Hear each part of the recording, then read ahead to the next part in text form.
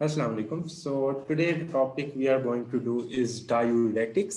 और डायोरेटिक्स के बारे में आप लोगों ने पहले भी सेकंड ईयर एमबीबीएस में भी पढ़ा है इन रीनल फिजियोलॉजी के डायोरेटिक्स क्या होते हैं which will increase the urination, यानी बॉडी से जो वाटर है उसकी एक्सक्रीशन को ज्यादा कर देते हैं, डायूरेसिस ज्यादा कर देते हैं। तो ये ड्रग्स हमें कैसे फायदा दे सकती हैं? जो डायोरेटिक्स होते हैं हमें डिफरेंट सिचुएशन में फायदा दे सकती है। डिफरेंट सिचुएशंस क्या हो सकती हैं ये अब डिपेंड करती हैं। अब देखें, डिफरेंट सिचुएशन वही सिचुएशंस होंगी ना जिसमें हमारी बॉडी में फ्लूइड ज्यादा हो गया। अब हमारी बॉडी में फ्लूइड किन सिचुएशंस में ज्यादा होता है हमें वो पता होना चाहिए। फिर फ्लूइड ज्यादा होने का हमें नुकसान क्या होता है ये भी हमें पता होना चाहिए। और उनको हम किस किस तरह क्यों, हम कौन सी डायरेटिक क्यों यूज करते हैं, उसका स्पेसिफिकली आइंस पे क्या इफेक्ट होता है वो पता होना चाहिए। लेकिन जो डायोरेटिक्स होती है ना, ये वाटर को अगर लेके जाती है ना साथ साथ कोई ना कोई आयन को भी बॉडी से रिमूव करवाती है। और हमारी बॉडी में एक स्पेसिफिक विंडो होती है जिसके अंदर आपको आयन की कंसेंट्रेशन मेंटेन रखनी होती है। हर आयन की इंपॉर्टेंस है बिकॉज यू पीपल नो के जो हमारे पास आयन है, फॉर एग्जांपल पोटाशियम है, कितना इंपॉर्टेंट आयन है। हाइपोकैलीमिया होगा तब भी बंदे को इरिथमिया हो जाता है, हाइपरकैलीमिया होता है तब भी बंदे को इरिथमिया होता है। तो आपको एक नैरो रेंज में इन आयंस की कंसेंट्रेशन को मेंटेन रखना होता है to maintain the action potential, क्योंकि एक्शन पोटेंशियल हर सेल का है। यानी अगर आप आयन की कंसेंट्रेशन को चेंज कर देते हो यानी आपकी बॉडी का हर सेल इफेक्ट होगा उस, क्योंकि हर सेल का एक एक्शन पोटेंशियल है और उस एक्शन पोटेंशियल वो मेंटेन ही तब होता है जब आयंस मेंटेन हो। तो हमें ये सारी डायोरेटिक्स देख के देनी पड़ती है। सबसे पहले डायोरेटिक्स का गेन जैसे आप लोगों को बताया हुआ है, सबसे पहले हमें पढ़नी होती है classification. So what is the classification, किस तरह वो डिवाइड हो रही है। It is a general classification, थोड़ा सा आपको पता होना चाहिए। हम एक तरह से इसको क्लासिफाई कर देते हैं ऑन द बेसिस के वो किस लोकेशन पे एक्ट कर रही है। आप लोगों को किडनी के ट्यूब्यूल की, नेफ्रॉन की पता है कि क्या क्या लोकेशन होती है। एंटर होते हैं प्रोक्सिमल कॉन्वोल्यूटेड ट्यूब्यूल पर, डायरेटिक्स होती है उधर इनका एक्शन है। आगे जाते हैं तो लूप ऑफ हेनले आ जाता है, उसमें थिक असेंडिंग लूप पे है, वहां पे एक्शन होता है। फिर उससे आगे जाते हैं तो हमारे पास डिस्टल कॉन्वोल्यूटेड ट्यूब्यूल आ जाती है। तो डिस्टल कॉन्वोल्यूटेड ट्यूब्यूल पे कुछ एक्टिंग एक्शन होता है। डिस्टल कॉन्वोल्यूटेड ट्यूब्यूल से आगे जाते हैं तो हमारे पास आती है कलेक्टिंग ट्यूब्यूल्स, कलेक्टिंग डक्ट, उधर कुछ का एक्शन होता है। और फिर ऑस्मोटिक डायरेटिक्स अलग से है। एडीएच एगोनिस्ट, एडीएच एगोनिस्ट क्या होते हैं? आप लोगों ने एडीएच हार्मोन पढ़ा है in the second year endocrinology, that ADH is responsible for the absorption of the water. तो अब हमें पता होना चाहिए कि absorption of the water require कब होगी, जब बॉडी में वाटर कम हो जाएगा। तो एडीएच एगोनिस्ट हम इस तरह की कंडीशंस में दे सकते हैं। फिर आ जाते हैं एडीएच एंटागोनिस्ट। एडीएच एंटागोनिस्ट कब काम आ सकते हैं? इसका भी आप लोगों ने रीनल में पढ़ा था। आप लोगों ने पढ़ा था कुछ कंडीशन होती है जिसमें एडीएस ज्यादा बनने लग जाता है। एक कंडीशन बड़ी इंपॉर्टेंट पढ़ी थी वैसे, कौन सी कंडीशन थी जिसमें एडीएस ज्यादा होता था? रीनल में आप लोगों ने पढ़ी हुई है। इन विच कंडीशन एडीएच ज्यादा होता है? हाँ जी, एरिथमिया वाला नेक्स्ट में हमने करवाना है चैप्टर, ये एरिथमिया से अगला चैप्टर है। एरिथमिया मैंने अभी मिस करवाया क्योंकि वो टेस्ट के बाद है अगले के साथ, क्योंकि वो काफी लंबा और काफी मुश्किल चैप्टर है। वो ब्लड के साथ रखा है क्योंकि वो थोड़ा आसान टॉपिक है, ताकि उसके टेस्ट में आपको मसला ना हो। वो बड़ा मजे का टॉपिक है, सबसे अच्छा मुझे टॉपिक ही वो लगता है। Yes, syndrome of inappropriate ADH. तो एरिथमिया वाले दिन बड़ा अच्छा आप लोगों को चीजें बताई जाएंगी एक्स्ट्रा। चले वो फिर हम उसी दिन देखेंगे, टेस्ट हो जाएगा। अब हमें ये थोड़ी सी ट्यूब्यूल का पता होना चाहिए। जब हमें ट्यूब्यूल का पता होगा, हमें आइडिया होगा, हमें डायरेटिक का आइडिया होगा, हमें पंप्स का आइडिया होगा, तो हमें उसके एक्शन का ऑटोमेटिकली आइडिया हो जाएगा कि उसके साइड इफेक्ट्स क्या है और उसके यूजेस क्या हो सकते हैं। देखें, आप लोगों ने हमेशा याद रखना होता है किसी चीज के साइड इफेक्ट और यूजेस आपको बेसिक आइडिया होना चाहिए। सबसे पहले तो आपको पता है ग्लोमेरुलस होगा, फिर उसके बाद बोमेंस कैप्सूल से वाटर अंदर आ गई है, प्रोक्सिमल ट्यूब्यूल आ गई। प्रोक्सिमल ट्यूब्यूल पे ड्रग्स एक्ट करती हैं। कौन सी ड्रग्स करती हैं ये देखेंगे, वन है तो हमारे पास प्रोक्सिमल ट्यूब्यूल पे कार्बोनिक एनहाइड्रेज इनहिबिटर करते हैं। तो कार्बोनिक एनहाइड्रेज इनहिबिटर क्या होते हैं? जो कि जो CO2 होता है और वाटर होता है, इसकी कन्वर्जन, इसको कंबाइन करके H2O CO3 बनाते हैं। फिर उसके बाद इनको बाइकार्बोनेटेड हाइड्रोजन आयन में फिर टूट जाते हैं वो, तो कार्बोनिक एनहाइड्रेज आप लोगों ने पढ़ा हुआ है कि क्या फंक्शन होता है, आपने रेड ब्लड सेल्स में पढ़ा था फर्स्ट ईयर में, उसके अलावा सेकंड ईयर में भी पढ़ा है। तो कार्बोनिक एनहाइड्रेज इनहिबिटर किस तरह काम करता है वो हम आगे पढ़ेंगे, लेकिन मैं अभी लोकेशंस बता रहा हूँ, पहले आपको लोकेशंस आनी चाहिए। फिर सेकंड करते हैं ऑस्मोटिक। ऑस्मोटिक इंटायर ट्यूब्यूल, इसको किसी चीज से कोई गर्ज नहीं। ऑस्मोटिक डायरेटिक्स वो डायरेटिक्स होते हैं जो अपने साथ क्या करेंगे, they are osmotically active agent, और जो ऑस्मोटिकली एक्टिव एजेंट होते हैं वो अपने साथ वाटर को लेके जा सकते हैं। इसका यही अगर आप लोग समझ ले कि एक बंदा है वो बहुत वोकल है और उसमें कन्विंसिंग पावर बहुत ज्यादा है, वो क्या करता है, अकेला चलेगा और अपने साथ अवाम को मिलाता जाएगा। तो ये क्या हो रहा है, इसी तरह ऑस्मोटिक डायरेटिक होते हैं, ये इनकी एफिनिटी होती है वाटर के लिए, वाटर इसके साथ जाके बॉडी से निकल जाता है। ऑस्मोटिक डायरेटिक एजेंट्स डिफरेंट होते हैं, आप लोगों ने बड़े पढ़े हुए हैं, जैसे अगर आप कोई ऑस्मोटिक डायरेटिक एजेंट ज्यादा इनटेक कर रहे हैं थ्रू माउथ, डायरिया भी हो जाता है। तो डिफरेंट इस तरह के आप लोग चीजें आगे भी पढ़ेंगे, ऑस्मोटिकली एक्टिव सॉरी एजेंट्स। अच्छा, फिर उसके बाद हमारे पास आ जाता है थर्ड पोजीशन, ये कौन सी है, ये हमारे पास है thick ascending loop of Henle. तो थिक असेंडिंग लूप पे हमारे पास कौन सी ड्रग्स एक्ट करती है, loop diuretics. Loop diuretics means मतलब असेंडिंग लूप पे करेगी। देन हमारे पास आ जाता है distal convoluted tubule. Distal convoluted tubule पे कौन सी ड्रग्स एक्ट करती है, हमारे पास एक्ट करेगी अर्ली डिस्टल पे थायजाइड डायरेटिक्स। लूप और थायजाइड हम पीछे भी पढ़ के हैं, कितनी इंपॉर्टेंट थी। नेक्स्ट आ जाता है पोटाशियम स्पेयरिंग डायरेटिक्स। ये बाकी जो डायरेटिक्स आप लोग पढ़ रहे हो ना, एसिटाजोलामाइड आप लोगों ने पढ़नी है, लूप डायरेटिक, थायजाइड डायरेटिक, ये सारी बॉडी से पोटाशियम आयन को निकालती है, बॉडी से पोटाशियम आयन को रिमूव करती है। और मैंने आपको बताया था कि पोटाशियम आयन की कंसेंट्रेशन अगर कम हो तो it is dangerous for the body because it can cause arrhythmia. अगर आप किसी को डिजिटेलस देते हो और उस बंदे को हाइपोकैलीमिया है तो इट कैन कॉज एरिथमिया। तो डिफरेंट मसले हो सकते हैं, तो हमें बड़ी देख के इसकी डोज मेंटेन करनी होती है, और हमें डोज मेंटेन करने के अलावा इसका पोटाशियम लेवल चेक करवाना पड़ता है ताकि इसका पोटाशियम लेवल एक हद तक मेंटेन रहे, ये हमें जरूरी है। फिर उसके बाद हमारे पास आ जाता है aldosterone antagonist. So aldosterone antagonist act on early collecting tubule. So what aldosterone antagonist do, कि ये एल्डोस्टेरोन के रिसेप्टर्स को इनहिबिट करेंगे। एल्डोस्टेरोन के रिसेप्टर कहाँ पे प्रेजेंट होते हैं, मुझे ये बताएं। एल्डोस्टेरोन के रिसेप्टर्स की लोकेशन क्या होती है, ये आप लोग को आनी चाहिए। रीनल ट्यूब्यूल तो होती है, कहाँ पे होते हैं, सेल के अंदर कहाँ पे होते हैं, सेल के अंदर ऑर्गेनेलिस में बताएंगे, सेल मेम्ब्रेन में होते हैं, कहाँ पे होते हैं, न्यूक्लियस में होते हैं, माइटोकॉन्ड्रिया में होते हैं, किधर होते हैं, यस वेरी गुड, साइटोप्लाज्म में। साइटोप्लाज्म में होते हैं, ये बात याद रखनी है। वाई, क्यों साइटोप्लाज्म में होते हैं इनके जो रिसेप्टर्स होते हैं, what is the reason behind it, because it is a steroid. Steroid जो होते हैं उनके जो रिसेप्टर्स होते हैं they are present in the cytoplasm, और जब वो उसके रिसेप्टर को एंटागोनाइज करेगा तो जो उसके रिसेप्टर से क्या हो रहा था, जीन ट्रांसक्रिप्शन, जीन ट्रांसक्रिप्शन जो होती है उससे फिर क्या बनते थे, उससे जो डिफरेंट हमारे पास गेट्स होते हैं, जो डिफरेंट गेट्स होते हैं उनकी फॉर्मेशन हो रही होती है। तो ये क्या करेगा, जीन ट्रांसक्रिप्शन को इनहिबिट करेगा, डिफरेंट प्रोटीन जो बन रही है फिर अब वो नहीं बनेगी। तो ये इस तरह, तो ये थोड़ा सा जल्दी होगा या पहले, मतलब मुझे ये बताएं कि जो एल्डोस्टेरोन एंटागोनिस्ट है वो बड़े फास्ट एक्टिंग होंगे कि स्लो एक्टिंग होंगे। Yes they are slow acting, तो इस तरह चीजें याद रखा करें, क्योंकि स्टेरॉइड है, steroid will take time because इन्होंने क्या करना है, जीन ट्रांसक्रिप्शन पे इफेक्ट करना है, डायरेक्टली नहीं एक्ट करना। तो अब हमारे पास ये थोड़ी सी एक छोटी सी डायग्राम दोबारा से दिखा रहा हूँ कि ग्लोमेरुलस होगा, प्रोक्सिमल ट्यूब्यूल होगा, इधर कार्बोनिक एनहाइड्रेज इनहिबिटर काम करेंगे, ऑस्मोटिक डायरेटिक पूरे हर जगह पे काम कर सकते हैं, इसका कोई मसला नहीं। लूप ऑफ हेनले पे आएंगे तो लूप डायरेटिक्स, डिस्टल ट्यूब्यूल पे आएंगे तो थायजाइड डायरेटिक, और फिर हमारे पास एल्डोस्टेरोन एंटागोनिस्ट कलेक्टिंग डक्ट्स पे होंगे, और एडीएच एंटागोनिस्ट ये भी हमारे पास कहाँ पे एक्ट करेंगे, कलेक्टिंग ट्यूब्यूल पे, बिकॉज इधर इनकी लोकेशन है मेनली। सही हो गया।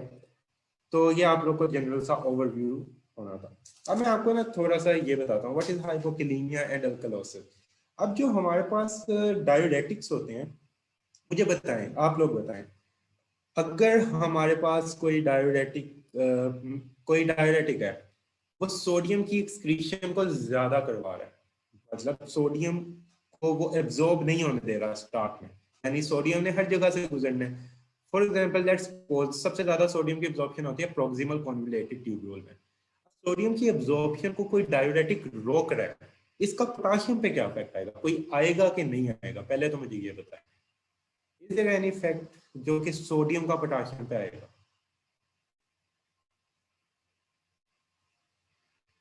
Yes, very good.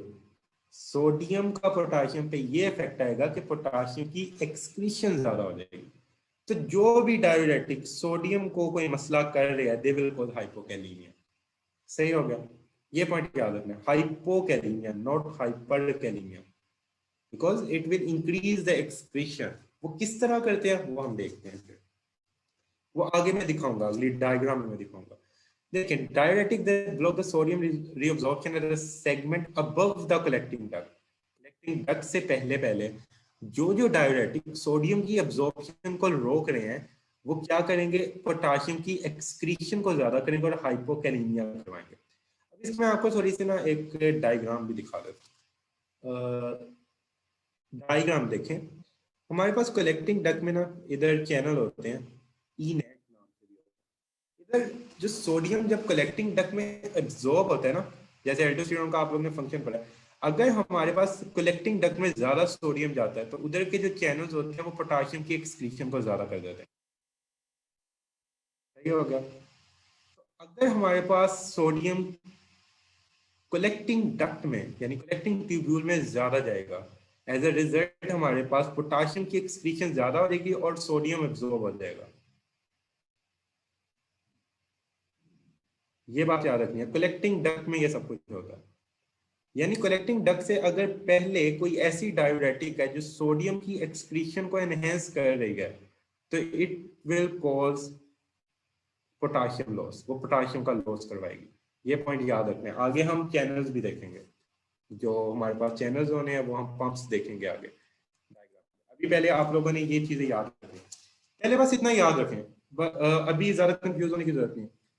एक पॉइंट याद रखें कि अगर कोई ऐसी डायूरेटिक है जो कि सोडियम की डिलीवरी कलेक्टिंग डक्ट में ज्यादा कर रही है, यानी वो सोडियम को या तो प्रोक्सिमल कॉन्वोल्यूटेड ट्यूब्यूल में अब्सॉर्ब नहीं होने दे रही, या लूप ऑफ हेनरी में अब्सॉर्ब नहीं होने दे रही, या डिस्टल कॉन्वोल्यूटेड ट्यूब्यूल में सोडियम को अब्सॉर्ब नहीं होने दे रही, तो क्या होगा, सोडियम ज्यादा जाएगा कलेक्टिंग डक्ट में। इतनी बात समझ आई?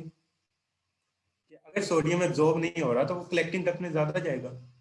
ये पॉइंट क्लियर हुआ? सबसे पहले बताएं, अगर वो कलेक्टिंग डक्ट में ज्यादा जाएगा तो वहां पे चैनल्स इस तरह होते हैं कि वो सोडियम को एब्जॉर्ब कर रहे होते हैं और पोटाशियम को एक्सक्रीट कर रहे होते हैं, एक्सचेंजेस। वो आगे हम देखेंगे कि किस तरह उनकी अरेंजमेंट्स होती हैं।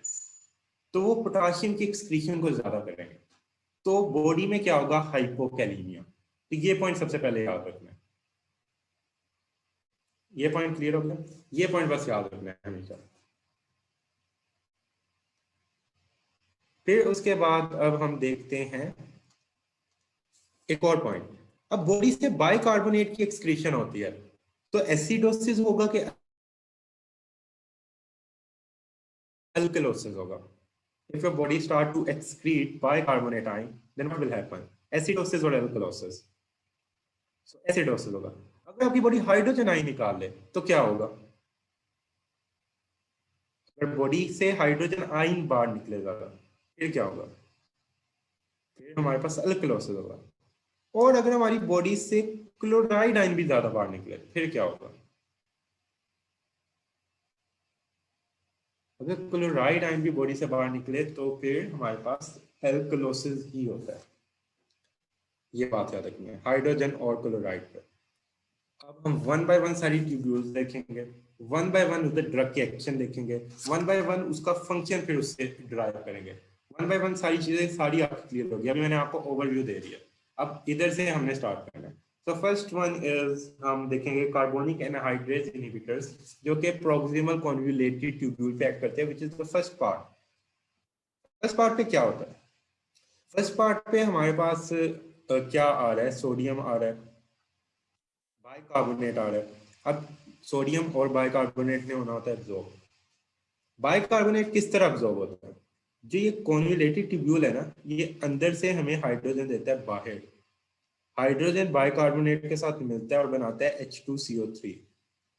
H2CO3 ब्रेक होता है इनटू वाटर एंड CO2 और CO2 अंदर चला जाता है। CO2 अंदर जाता है तो बॉडी उसको वाटर प्रोवाइड करती है, वाटर और CO2 बनता है, H2CO3 बनता है, बाइकार्बोनेट और हाइड्रोजन बनता है। तो इधर से बाइकार्बोनेट एब्जॉर्ब हो जाता है, यानी इस पूरे प्रोसेस के थ्रू बाइकार्बोनेट ने एब्जॉर्ब होना होता है यहाँ से into the proximal convoluted tubule and into the blood. ये आप लोगों ने सारा प्रोसेस पढ़ा होगा फर्स्ट ईयर में भी।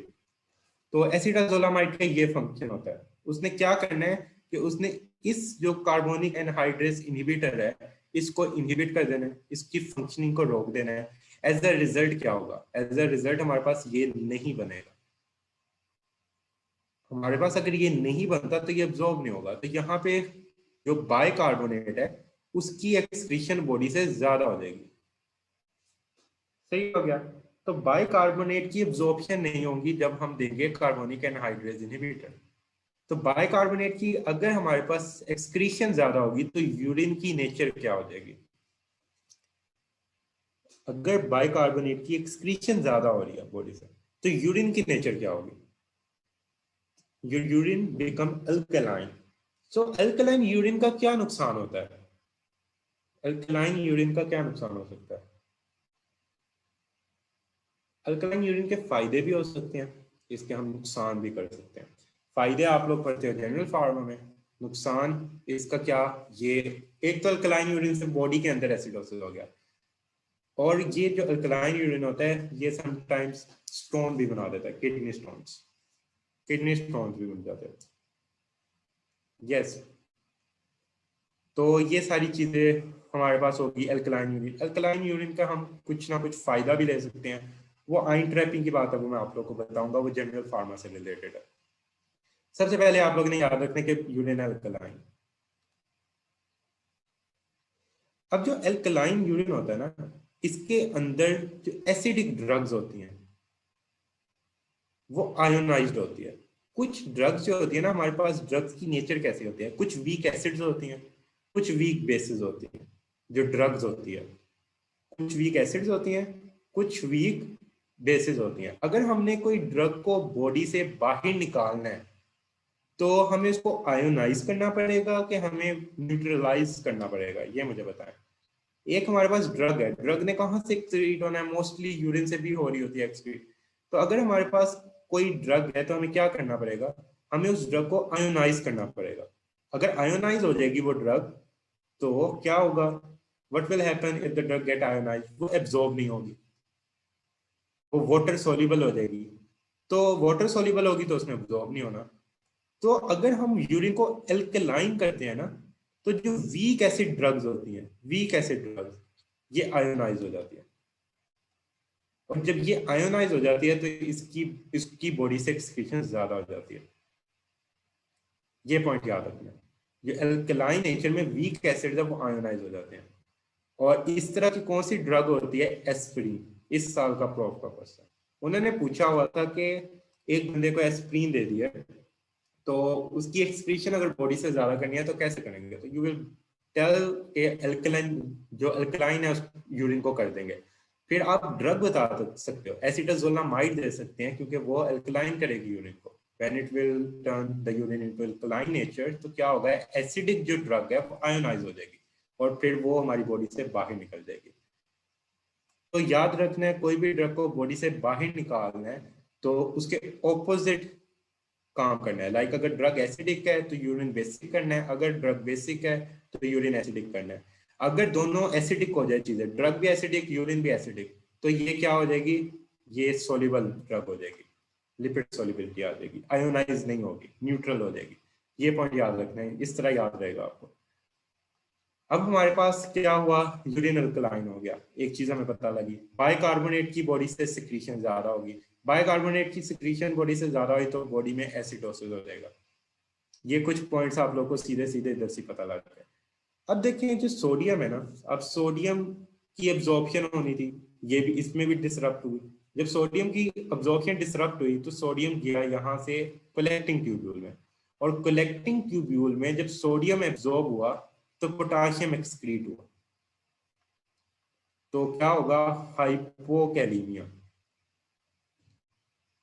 तो जो ड्रग्स कलेक्टिंग ट्यूब्यूल से पहले सोडियम की एब्जॉर्प्शन को डिक्रीज करती है, दे विल कॉज हाइपोकैलीमिया। ये पॉइंट सबसे पहले याद रखें। अब मेन बेसिक बेसिक कॉन्सेप्ट आपको समझ आ गया सारा, कि बेसिक कॉन्सेप्ट क्या है कार्बोनिक एनहाइड्रेज इनहिबिटर का, कि ये कन्वर्जन रोक देते हैं H2O CO2 की H2CO3 में, या H2CO3 की H2O2 में, H2O में, यानी इस वाले स्टेप को रोकते हैं। ये हाइपोकैलीमिया किस तरह होगा, ये चैनल्स आगे आने में इकट्ठे उधर दिखाऊंगा, क्योंकि चैनल से समझाना ज्यादा आसान है। अभी आगे डायग्राम्स में आने जब कलेक्टिंग ट्यूब्यूल पे पहुंचेंगे। देखें 85% हमारे पास हो गया NaHCO3 बॉडी से निकला है, पहले अब्जॉर्ब होता है, यानी अब ये निकल रहा है। कार्बोनिक एनहाइड्रेज इनहिबिटर बॉडी से सोडियम बाइकार्बोनेट निकाल लेंगे, it will cause acidosis. Hypokalaemia करवाएंगे तो इस वजह से हाइपोकैलीमिक मेटाबॉलिक एसिडोसिस। ये पॉइंट याद रखने हैं। अब इसके यूजेस हमने देखने हैं।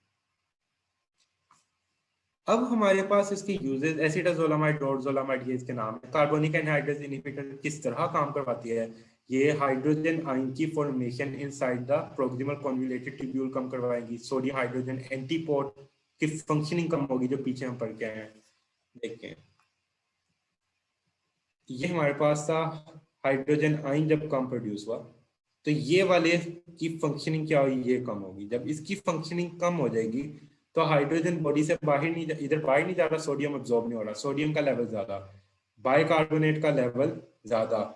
बाइकार्बोनेट ने हाइड्रोजन से मिलना था, अब वो हाइड्रोजन से मिल ही नहीं सकता, क्योंकि हाइड्रोजन एक्सक्रीट ही नहीं हो रही, हाइड्रोजन बाहर आ ही नहीं रही। तो ये इसके फंक्शन है, फंक्शनिंग होती है जो कार्बोनिक एनहाइड्रेज इनहिबिटर है, इस तरह फंक्शन करती है। एट द एंड डायलिसिस हो जाएगी। फिर इसके यूजेस क्या हो सकते हैं। सबसे पहला तो यूज ग्लोकोमा में आप लोगों ने पढ़ा था। ग्लोकोमा में जो आई होती है, उधर जो सीलरी, जहां से सीलरी एपिथेलियम से बाइकार्बोनेट और ये सब कुछ सिक्रीट हो रहा होता है एक्वस ह्यूमर में, ये उधर जाके इफेक्ट करता है। सही हो गया, एसिटाजोलामाइड, और उधर जाके इफेक्ट करता है, और उधर बाइकार्बोनेट और इनकी जो एक्सक्रीशन होती है वो कम करता है, सिक्रीशन को कम करता है। जब उधर सिक्रीशन कम होगी तो कम एक्वस ह्यूमर बनेगा। सो that's why it can be used in glaucoma. Glaucoma में आप लोग पढ़ चुके थे। इसको किस फॉर्म में देते हैं, in which form we will give it to the person in glaucoma? Very good, हम इसको ओरली देते हैं। तो ये ओरल फॉर्म में आप लोग देखते हैं एसिटाजोलामाइड, क्योंकि ये थोड़ा सा डिफरेंट है, मैंने आपको तब बताया था, याद रखना कि ओरली इसका एमसीक्यू में ओरली पूछा जाता है ना। Then acute mountain sickness, what happen in acute mountain sickness, आप लोग पढ़ के आए हो फर्स्ट ईयर में। एक्यूट माउंटेन सिकनेस में होता क्या,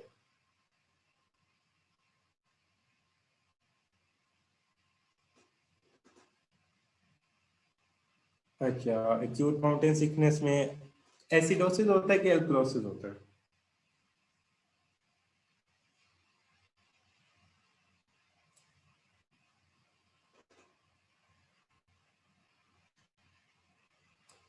चलिए इसमें यानी एल्कलोसिस होता है। सही हो गया। क्यों एल्कलोसिस होता है,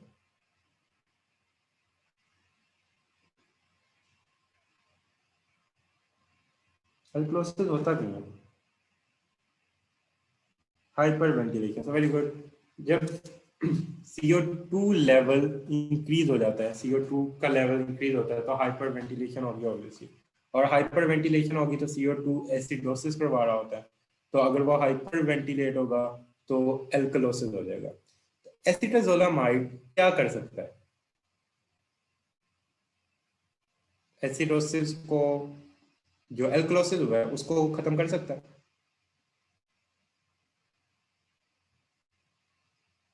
So acetazolamide, that's why we can use in acute mountain sickness.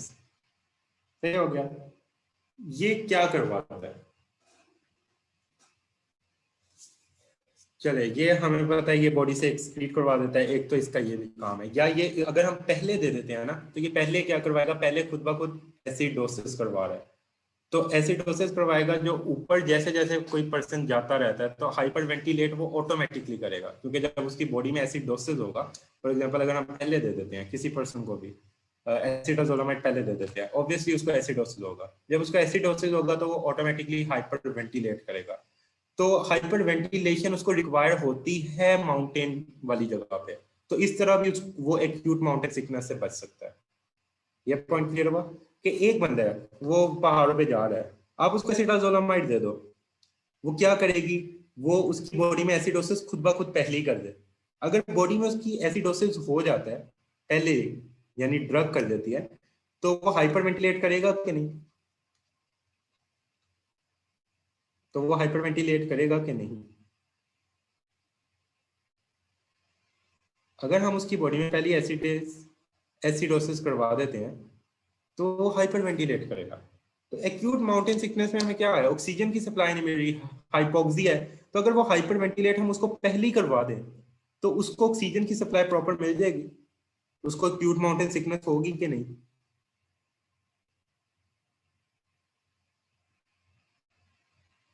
अगर हम उसको पहले से ही हाइपर वेंटिलेट करवा देते हैं, हम उसको पहले से ही एक तरह से प्रोफाइलैक्सिस दे देते हैं, तो यानी इसको हम इस तरह भी यूज करते हैं। जरूरी नहीं है कि बाद में करना है कि एसिडोसिस को खत्म किया जाए, पहले कर दें, उसको हाइपर वेंटिलेशन होगी, उसको एक्यूट माउंटेन सिकनेस होगी ही नहीं, क्योंकि वो पहले ही हाइपर वेंटिलेट कर रहा है, पहले ही वो बॉडी से कार्बन डाइऑक्साइड इतनी बाहर निकाल रहा है और ऑक्सीजन वो पहले ही ज्यादा ले रहा है, तो वो इससे बच जाएगा। तो in this way we can use it in acute mountain sickness and then in metabolic alkalosis. Alkalosis हो गया है तो obviously it will excrete HCO3 from the body, और इसको हम ट्रीट कर सकते हैं। तो ये इसके यूजेस है। तो यूजेस आप लोग को अब याद करना मुश्किल नहीं होना चाहिए, ये बड़े सीधे सीधे से यूजेस है। अब इसके हमारे पास जो साइड इफेक्ट्स है वो क्या है? इसके साइड इफेक्ट में सबसे पहला साइड इफेक्ट कि बाइकार्बोनेट की एक्सक्रीशन को ज्यादा करेगा और एसिडोसिस करवा देगा। Very easy. ये हाइपोकैलीमिया करवाता है।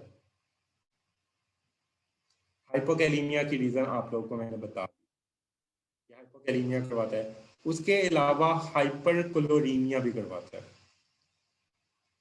तो हाइपरकोलेरीमिया करवाता है ना, तो इसका एक एमसीक्यू आता है, वो ये आता है, ऐसा जो एसिटाजोलामाइड है इट कैन कॉज हाइपरकोलोरीमिक एसिडोसिस। ये याद रखना, ये एससीक्यू है, एससीक्यू सॉरी एमसीक्यू है, प्रॉफ एमसीक्यू। एसिटाजोलामाइड है, इट कैन कॉज हाइपरक्लोरीमिक एसिडोसिस। ये पॉइंट याद रखना है, क्योंकि ये हमारी बॉडी में क्लोराइड का लेवल भी ज्यादा करवा देता है, क्योंकि एसिडोसिस सिर्फ हाइड्रोजन आयन से रिलेटेड नहीं होता, मैंने आपको बताया।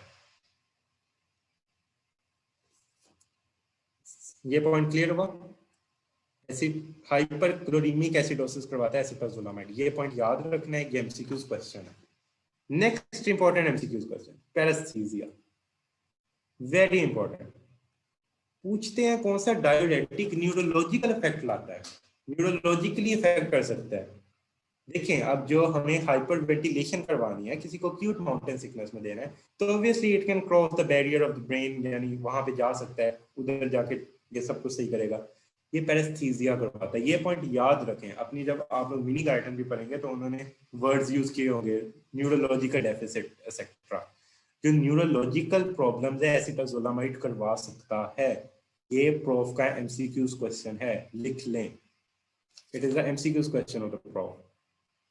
तो दो एमसीक्यूज क्वेश्चन मैंने इकट्ठे बता दिए, एक हाइपरक्लोरीमिक एसिडोसिस करवाता है, एक हमारे पास करवाता है पैरेस्थीसिया या न्यूरोलॉजिकल डेफिसिट। ये दो प्रॉफ एमसीक्यूज है। तीसरा, ये रीनल स्टोन्स बनवाता है। मैंने बताया जब एल्कलाइन यूरिन हो जाता है तो एल्कलाइन यूरिन स्टोन्स बनाने में हेल्प करता है। Last one is sulfonamide hypersensitivity. अब सल्फोनामाइड मैं बताता हूँ, कुछ ड्रग्स होती है उनमें सल्फर ग्रुप होता है, और जो सल्फर ग्रुप होता है ना, याद रखना है हमेशा बात, या आगे आप लोगों ने कीमो में भी पढ़नी है, उधर भी आपको हेल्प आएगी। जो सल्फोनामाइड कंटेनिंग ड्रग्स होती है ना, ये एलर्जी करवाती है। कुछ लोगों में, सब में नहीं, जरूरी नहीं है कि सब में एलर्जी करवा देगी, लेकिन जो कुछ एलर्जिक पेशेंट्स होते हैं ना, उसमें सल्फोनामाइड के जो डेरिवेटिव्स होते हैं या सल्फोनामाइड वाली ड्रग्स होती हैं, they can cause allergy. Sulfonamide ये बड़ा नोटोरियस है इस बात पे। तो जो ये हमारे पास ड्रग है एसिटोजोलामाइड, ये भी सल्फोनामाइड हाइपरसेंसिटिविटी देता है, इतनी ज्यादा नहीं देता, लेकिन इसकी जो नेचर है वो इस तरह की है कि ये दे सकता है, ये बस याद रखना है, इतनी ज्यादा नहीं देता, but it can cross react. तो पता क्या होता है, किसी बंदे को आपने एक ऐसी ड्रग दिया है जिसमें सल्फोनामाइड डेरिवेटिव है, कोई भी ड्रग दिया है, उसको अगर एलर्जी हो जाती है, अब कभी भी उसको सल्फोनामाइड डेरिवेटिव किसी और ग्रुप की भी ड्रग को नहीं दोगे, क्योंकि उसको उससे भी एलर्जी हो जाएगी। होता है ना, सुने कभी किसी को, किसी ने कहा कि उसको ड्रग दी और उसको एलर्जी होगी, कभी ऐसी चीज सुनी है आप लोगों ने, आपने आसपास देखी है कि उसको किसी दवाई से एलर्जी होगी, या आप लोग सुनते रहते हो? ये वही चीज होती है, इसी तरह की ड्रग्स एलर्जी करती हैं। जो सल्फोनामाइड डेरिवेटिव्स होते हैं, ये बहुत ज्यादा एलर्जी में सल्फा ग्रुप वाले करते हैं। यस, इनमें सल्फा ग्रुप होता है, सल्फोनामाइड डेरिवेटिव्स कह रहे हैं। कीमो में आपने पूरा इसकी पूरी क्लास पढ़नी है, जिसमें सबसे जो हैवी हैवी किस्म की डिजीज होती है ना एलर्जी वाली, वो होती हैं। तो ये याद रखना है। तो ये इतनी ज्यादा एसिटाजोलामाइड वाले में इतना कॉमन नहीं है, लेकिन ये फिर भी करवा सकती है क्योंकि इनमें सल्फा ग्रुप होता है। चले, एसिटाजोलामाइड के यूजेस पता लग गए, साइड इफेक्ट देखिए आप लोग खुद बना सकते हो, आपको खुद पता लग गया बाइकार्बोनेट करवाता है, एसिडोसिस करवाता है, हाइपोकैलेमिया करवाता है, ये आपको खुद पता चीज। बस ये याद रखना है, रीनल स्टोन भी आपको पता है, ये जिसका डेरिवेटिव है वो चीज। यानी आपको साइड इफेक्ट्स याद करने की जरूरत नहीं होती, अगर आपको उसकी इफेक्ट्स पता हो तो वो किस तरह। चलिए, now we move to the loop diuretics. Loop diuretics तो आप लोग को पहले भी करवाए थे, अब मैं फिर से करवा रहा हूँ। अब लूप डायरेटिक्स का आप लोगों को पता है कि एक्शन कहाँ पे होगा। लूप डायरेटिक्स एक्ट करेंगे sodium potassium 2 chloride cotransporter पे, which are present in the ascending thick loop of Henle. So ascending thick loop of Henle is responsible for the absorption of sodium, potassium and 2 chloride ion. और जो ये sodium potassium ये सारा gradient होता है, ये जो पोटेशियम बाहर आ रहा होता है, ये यहाँ पे पॉजिटिव चार्ज क्रिएट कर रहा होता है। आप लोगों ने ये पढ़ा हुआ है, कितना पोटेंशियल होता था, किसी को याद? लास्ट ईयर ही पढ़ के आया, कितना पोटेंशियल वैसे जनरेट करता था? Yes, 8, positive 8। सो पॉजिटिव 8 के जनरेट करता था। तो जब ये पोटेंशियल जनरेट करता था, एज अ रिजल्ट क्या होता था, जो कैल्शियम और मैग्नीशियम है इसकी एब्जॉर्प्शन ज्यादा होती थी। जब हम इस चैन पंप को ब्लॉक करते थे, हम इस पंप को ब्लॉक कर देते थे, ये वाले को, तो इस पंप को ब्लॉक करने से हमारे पास क्या होता था, ये आइंस भी एब्जॉर्ब नहीं होते थे, यहाँ पे जो पॉजिटिव ग्रेडियंट है वो भी खत्म हो जाता था। जब वो खत्म होता था तो इसकी एब्जॉर्प्शन भी खत्म हो जाती थी। तो यानी हमारी बॉडी से लूप डायरेटिक के through sodium, potassium, chloride, calcium, magnesium, ये सब कुछ एक्सक्रीट होगा। तो ये सब कुछ करवा सकता है, ये सारे इसके साइड इफेक्ट्स आ जाएंगे। सही हो गया? इसके साइड इफेक्ट इस तरह याद हो जाएंगे आपको।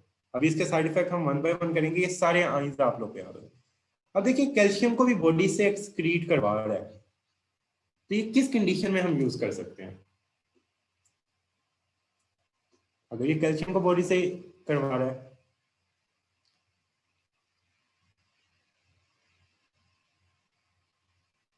तो अगर किसी बंदे को सीवियर हाइपर कैल्सीमिया हुआ है तो आप उसको दे दो। सही हो गया? लूप डायरेटिक हाइपर कैल्सीमिया में भी यूज होते हैं, तो ये पॉइंट याद रखना है। ये इसको थायाजाइड से डिफरेंस देता है। थायाजाइड क्या करते हैं, किसी को पता है? थायाजाइड किस कंडीशन में यूज होते हैं?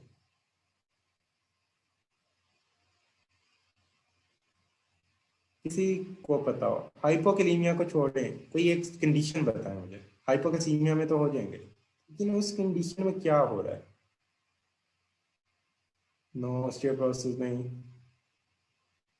Yes, nephrolithiasis. किधर यूज होंगे? जब हमारे पास क्रोनिक रीनल कैल्शियम स्टोन्स बनेंगे। क्रोनिक रीनल कैल्शियम स्टोन कब बनेंगे? अगर कैल्शियम ज्यादा एक्सक्रीट हो रहा है कि कम एक्सक्रीट हो रहा है बॉडी से, कब बनेंगे? कैल्शियम स्टोन्स कब बनेंगे? जब कैल्शियम ज्यादा एक्सक्रीट हो रहा है, कम? ऑब्वियसली ज्यादा एक्सक्रीट हो रहा है। तो थायराइड क्या कर सकते हैं? कैल्शियम को एब्जॉर्ब कर सकते हैं, वो हमने देखना है, नेक्स्ट में मैं दिखाऊंगा आपको कि किस तरह कर रहे हैं। तो वो इस कंडीशन में लूप और थायाजाइड का ये डिफरेंस है कि लूप डायरेटिक हम हाइपरकैल्सीमिया में यूज करते हैं, और अगर हमारे पास किडनी स्टोन बन रहा है तो thiazide diuretic can be helpful अगर वो कैल्शियम स्टोन। अब हमारे पास ये भी सोडियम की डिलीवरी कोलेक्टिंग ट्यूब्यूल में ज्यादा कर रहा है, तो ये ऑब्वियसली हाइपोकैलीमिया करवाएगा, ये मैंने आपको पहली बात बताई थी। अब हमारे पास loss of sodium and water ion होगा, हाइपोकैलिमिक मेटाबॉलिक एल्कलोसिस होगा, ये एल्कलोसिस करवाते हैं। क्लोराइड भी बॉडी से निकल रहा है, जब क्लोराइड बॉडी से निकलेगा तब एल्कलोसिस होगा। बॉडी से क्या क्या निकलेगा तो एल्कलोसिस होगा, हाइड्रोजन या क्लोराइड, ये पॉइंट याद रखना। अब हम देखते हैं कि इसके काम क्या क्या है। अब ना इधर ना एक बड़ा इंपॉर्टेंट पॉइंट बताना है, ये जो सारी ड्रग्स है ना ये सल्फोनामाइड डेरिवेटिव्स होती हैं ऑलमोस्ट सारी ड्रग एक्सेप्ट एथाक्विनिक एसिड, ये सल्फोनामाइड डेरिवेटिव नहीं है, इस पे सल्फा ग्रुप नहीं है। तो इसकी क्या खासियत हुई, जो एथाक्विनिक एसिड है ये सल्फोनामाइड डेरिवेटिव नहीं है, इसकी क्या खासियत होगी, इट इज नॉट एलर्जिक। अगर कोई बंदे को एलर्जी हो रही है लूप डायरेटिक से तो आप उसको ये दे दो, या अगर किसी पेशेंट की हिस्ट्री है कि उसको सल्फोनामाइड डेरिवेटिव से हाइपर सेंसिटिविटी होती है तो आप उसको ये देते हो। तो ये आप लोग लिख लो, ये एमसीक्यू क्वेश्चन है। देखें जो चीज डिफरेंट होती है वो तो एमसीक्यू क्वेश्चन होती है, और ये प्रॉफ में आया हुआ है। प्रॉफ में वो पूरा सिनेरियो देते हैं, person presented with a condition allergic condition, आगे डिफरेंट पढ़ेंगे Steven Johnson syndrome etcetera, presented with this, और पहले मतलब 4 मंथ पहले आया था तो उसको ये कंडीशन हुई थी, उसको ड्रग दी थी सल्फोनामाइड। अब वो आया है किडनी फेलियर के साथ या कोई ऐसा कोई भी फेलियर है, पल्मोनरी एडीमा के साथ आया, अब उसको लूप डाययूरेटिक देनी है, then which loop diuretic you will prefer. वो मतलब कोई उसकी हिस्ट्री बता रहे हैं कि उसको पहले कौन सी डिजीज हुई थी, उसमें सल्फोनामाइड दी थी लेकिन उसको तब एलर्जी हो गई थी, यानी उनका बताने का मकसद है कि अब उसको वैसी दवाई देना जिसमें सल्फा ग्रुप ना हो। तो ये चीजें आप लोगों ने इंटरप्रेट करनी होती है। तो एथाक्विनिक एसिड होती है, ये इंट्रासेलुलर पोटेशियम अब्जॉर्प्शन कम करेगा, बैक डिफ्यूजन के आगे हम देखते हैं, पॉजिटिव पोटेंशियल कम करता है, रीअब्जॉर्प्शन कम करता है, डायलिसिस ज्यादा करता है। अब इसको हम वन बाय वन यूजेस में देखते हैं। पहला यूज, बल्कि आप लोग खुद बताओ, अब मुझे सोच के बताओ कौन कौन सी यूजेस है जो आप पढ़ चुके हो, किस किस जगह पे यूज होती है फिरोसिन या लूप डायरेटिक, जो आप लोग पढ़ चुके हो अभी और आपको लगता है। Hypertension very good, oedema very good, heart failure good. कौन सी 2 कंडीशन है उनका साथ हो जाए तो फिर बड़ी अच्छी ये ड्रग हो सकती है। हार्ट फेलियर के साथ एक और चीज हो जाए, अगर वो होती ही होती है वैसे तो साथ, yes acute heart failure with a pulmonary edema or acute heart failure with a peripheral edema or generalized edema, congestive heart failure, तो इसमें ये चीजें हेल्प करेंगी। तो acute pulmonary edema बहुत इंपॉर्टेंट है, इसका ये बात याद रखनी है, acute pulmonary edema में फिलोसामाइड यूज होती है, acute pulmonary edema खत्म करवाती है। नेक्स्ट हार्ट फेलियर, हाइपरटेंशन, ये आप लोग रिफ्रैक्टिव एडीमा, बार बार एडीमा हो रहा है। एक्यूट रीनल फेलियर, तो एक्यूट रीनल फेलियर में क्या करेगी, it will increase the GFR, और अगर जीएफआर इंक्रीज होती है तो किडनी के लिए बेहतर है कि कम बेहतर है। अगर जीएफआर बिल्कुल बंद हो जाती है ना तो एक्यूट रीनल फेलियर होता है, अगर बिल्कुल बंद हो जाए तो क्या कहते हैं ये जीएफआर को बेहतर करेगी, तो किडनी के लिए ये बेहतर है एक्यूट जब होता है। ये क्रोनिक की बात नहीं मैं कर रहा कि उसकी किडनी खराब थी, एकदम कोई मसला हुआ है, एक्यूट फेलियर हुआ है, तो किस वजह से हुआ है, उसकी वजह ये होती है कि उसकी किडनी की जीएफआर इंटरप्ट हो गई है। एक कंडीशन बताई थी कि जिसमें एक्यूट रीनल फेलियर होता है, आप लोग ये पीछे भी पढ़ के आए हो, अभी भी पढ़ के आए हो, सेकंड ईयर में भी पढ़ के आए हो, कौन सी कंडीशन थी?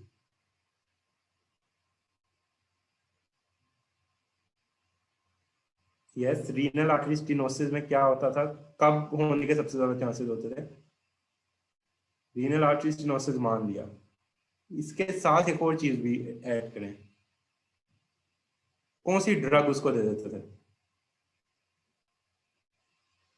नो, नो, एक ड्रग मैंने बताई थी जो, वेरी गुड, एस इनहिबिटर्स।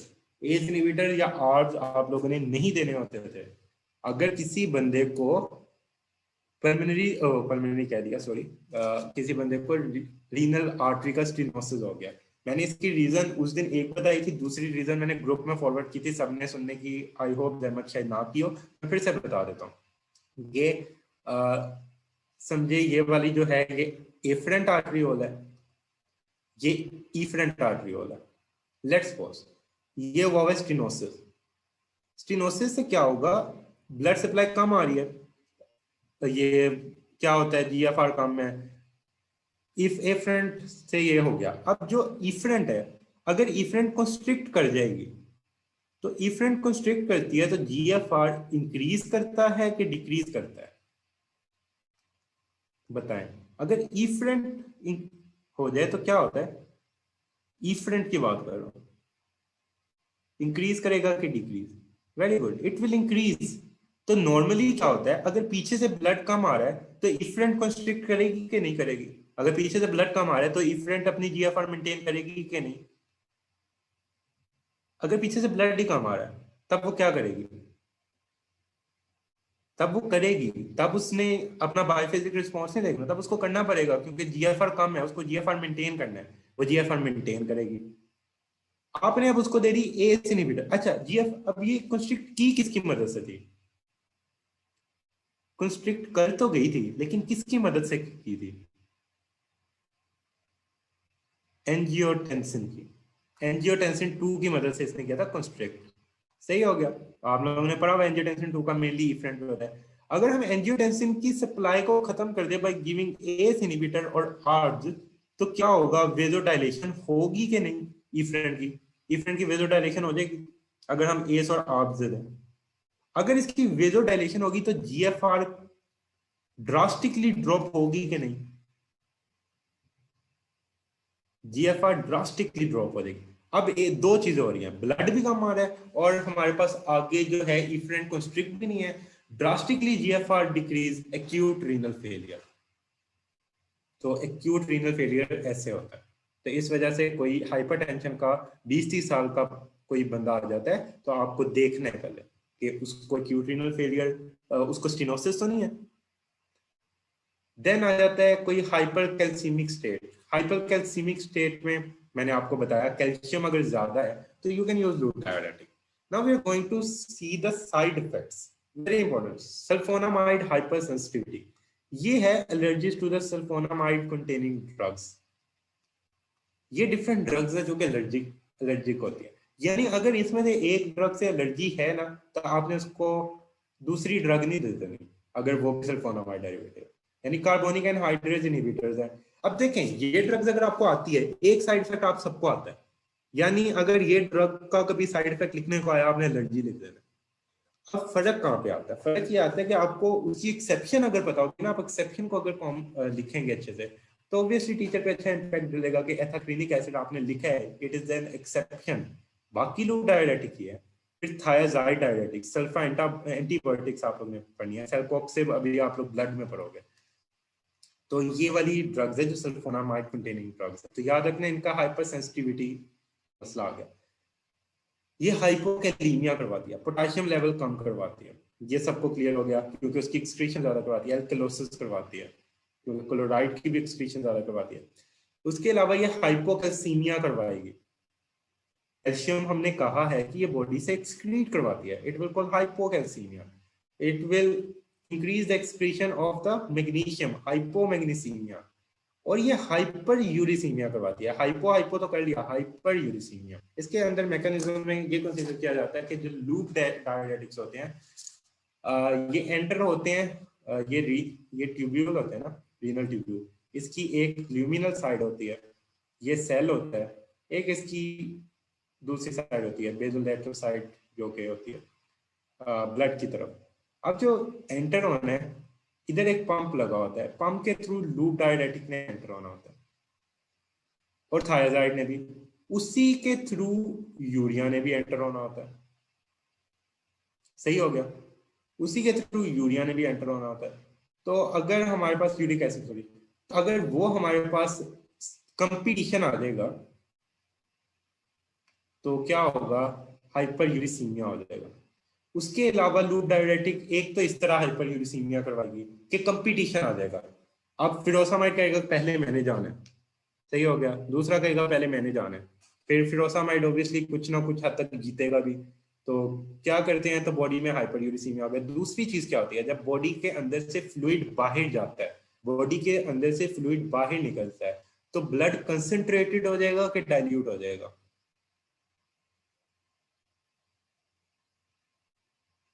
जब बॉडी से, तो ब्लड कंसंट्रेटेड हो जाता है। तो ये भी जो आइंस की कंसंट्रेशन है डिसरप्ट कर रहा होता है। तो हाइपर यूरिसीमिया इस तरह भी कुछ में कहते हैं। तो दोनों तरह से कहीं कहीं एक्सप्लेन किया होता है। आप लोगों से कोई पूछता नहीं है वैसे, अक्सर ये कहीं पे पूछा नहीं जाता। अगर कोई पूछ ले तो इस तरह आप लोग उसको बता सकते हो। ऑटोटॉक्सिसिटी, ऑटोटॉक्सिसिटी क्या होता है? व्हाट इज ऑटोटॉक्सिसिटी, किसी को पता है?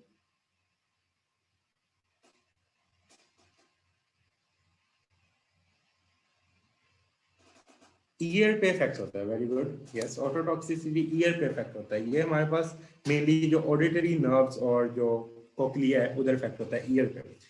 कुछ जगहों पे मैं इसकी रीजन कहीं पे भी नहीं लिखी होगी, आप लोग कुछ जगहों पे पढ़ोगे, कुछ रिसर्चेज में ये कहा जाता है कि आप पे जो वहां पे कोक्लिया वगैरह में फ्लूइड होता है कि नहीं, मुझे ये होता है, कोक्लिया वगैरह में फ्लूइड होता है ना? वो फ्लूइड, देखिए जहां पे भी फ्लूइड है कोई ना कोई पंप तो काम कर रहा है ना। तो कुछ रिसर्चेस कहती हैं कि उधर भी यही पंप लगे होते हैं जिसको जाके लूप डायरेटिक बंद करते होते हैं। सही हो गया। लूप डायरेटिक जिस पंप पे एक्ट करते हैं, सोडियम पोटेशियम क्लोराइड, वो कहते हैं कि वहां पे भी प्रेजेंट होते हैं ये पंप्स। तो ये उसको जाके इनहिबिट कर देता है, that's why it is ototoxic. कुछ जगह पे ये लिखा हुआ है, कहीं पे बुक में एक्सप्लेनेशन नहीं है। अगर कोई पूछे, कोई पूछेगा नहीं, लेकिन अगर कोई पूछे तो आप लोग उसको ये कह सकते हो कि ये कुछ जगहों पे ये बात कही जाती है। तो इस तरह ऑटोटॉक्सिसिटी करवाता है, क्योंकि वो जो कोक्लिया का फ्लूइड है वो प्रॉपरली नहीं फिर बनता। जैसे आप लोगों ने एक्वस ह्यूमर के बारे में पढ़ा है, इसी तरह ये उधर काम करते हैं। तो ऑटोटॉक्सिसिटी करवाते हैं। तो ये डिफरेंट कॉजेज है जिस साइड इफेक्ट्स की।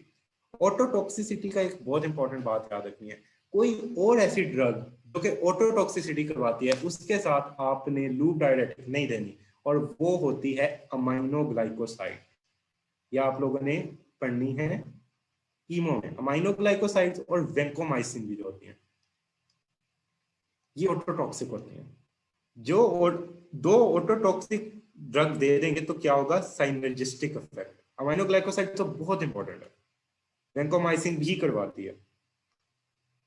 तो ऑटोटॉक्सिक ड्रग कभी भी दूसरी ऑटोटॉक्सिक ड्रग के साथ नहीं देनी, अदरवाइज क्या होगा, 2+2=5 हो जाएगा, यानी डबल, जितना एडिशन से इफेक्ट होना था उससे ज्यादा इफेक्ट होगा। ये पॉइंट याद रखें। नेक्स्ट आ जाता है ड्रग इंटरेक्शन। अमाइनोग्लाइकोसाइड बता दिया। फिर बाकी ये डाइजोक्सिन के साथ इंटरेक्ट करती है, लिथियम के साथ इंटरेक्ट करती है। डाइजोक्सिन की टॉक्सिसिटी, इलेक्ट्रोलाइट इम्बैलेंस, आप लोगों को पता है इलेक्ट्रोलाइट मेंटेन होना चाहिए। तो ये पॉइंट आप लोगों ने याद रखने हैं। अमाइनो ग्लाइकोसाइड्स एक ड्रग होती हैं जो आगे पढ़ोगे, वो भी ऑटोटॉक्सिक होती है। तो अगर कोई बंदा अमाइनो ग्लाइकोसाइड ले रहा है तो आप उसको साथ लूप डायरेटिक नहीं दोगे, क्योंकि दो ऑटोटॉक्सिक ड्रग अगर इकट्ठी मिल जाए तो उनका इफेक्ट बहुत ड्रास्टिक हो सकता है और इरिवर्सिबल हो सकता है। Next we move toward thiazide diuretics. अब हम थायराइड पे आ जाते हैं। थायराइड कहाँ पे एक्ट कर रहा था?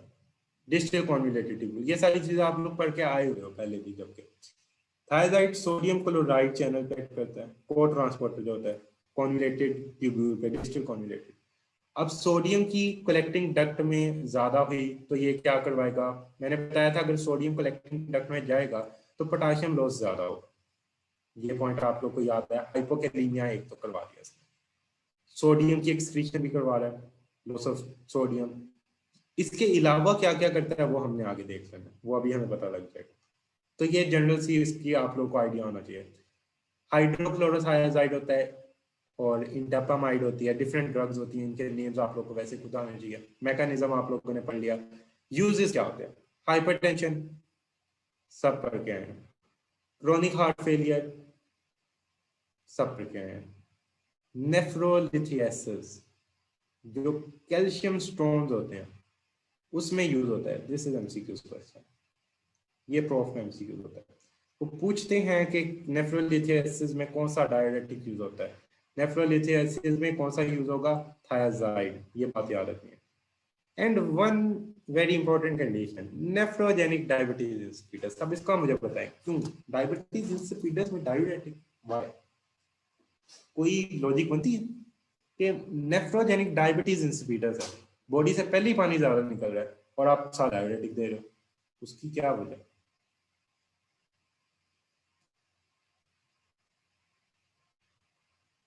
नेफ्रोलिथेसिस, हाँ एक बारी मैं नेफ्रोलिथेसिस की रीजन बता दूं, फिर उतनी तक आप लोग सोचें कि नेफ्रोजेनिक डायबिटीज इंसिपिडस में क्यों रहती है। नेफ्रोलिथेसिस की रीजन रहती थी, वो मैं आप लोग को बतानी थी इधर। अब ये देखें, गौर करें, इधर ये कैल्शियम वाला पंप नजर आ रहा है आप सबको, इस पंप पे फोकस रखें। ये क्या कर रहा है, ये कैल्शियम को एब्जॉर्ब कर रहा है और सोडियम को इधर ला रहा है। ये सबको आपको नजर आ गया। अब सोडियम क्या है, सोडियम ने इधर आना होता है, सोडियम को एब्जॉर्ब करके सोडियम का लेवल इधर ज्यादा होना होता है। सही हो गया? अगर सोडियम का लेवल सेल के अंदर ज्यादा हो जाएगा तो ये पंप का कंसेंट्रेशन ग्रेडियंट मेंटेन रहेगा सही से, यानी इधर से भी सोडियम अंदर आने की जरूरत रहेगी। अगर यहां से आ रहा है तो इधर से सोडियम अंदर आने की जरूरत नहीं रहेगी, क्योंकि यहाँ पे पहले हाई कंसेंट्रेशन है, तो हाई कंसेंट्रेशन पे नहीं लाएंगे। इस बात से एग्री करते हो? Because it is an exchanger, इसने हाई से लो वाला काम मेनली देखना है, जो ये वाला है। अब क्या होता है, किस तरह ये पंप इफेक्टिव हो जाता है? ये पंप इस तरह इफेक्टिव होता है, जब सोडियम अंदर नहीं आएगा तो सोडियम लेवल विल डिक्रीज। जब सोडियम लेवल डिक्रीज होगा तो ये पंप हाइपर एक्टिव हो जाएगा, ये बहुत ज्यादा काम करने लग जाएगा, ये इसको अब फैसिलिटेट करेगा। तो सोडियम अंदर आएगा और कैल्शियम की एब्जॉर्प्शन, यानी कैल्शियम जो यहाँ पे है वो इधर आएगा अंदर, अंदर आके यहाँ पे कैल्शियम की एब्जॉर्प्शन ज्यादा हो जाएगी। तो इस वजह से जो यूरिन है, यहाँ पे नेफ्रोलिथियासिस है ना, यहाँ पे कैल्शियम स्टोन से, तो कैल्शियम की एब्जॉर्प्शन ज्यादा होगी। तो in this way we can treat nephrolithiasis. ये पॉइंट क्लियर हुआ कि किस तरह किडनी स्टोन्स को ट्रीट कर सकते हैं हम, कि सोडियम का लेवल जब कम हो जाएगा तो ये पंप की एक्टिविटी ज्यादा हो जाएगी, और ये पंप की एक्टिविटी अगर ज्यादा होगी तो कैल्शियम की एब्जॉर्प्शन ज्यादा हो जाएगी। ये पॉइंट क्लियर हो गया?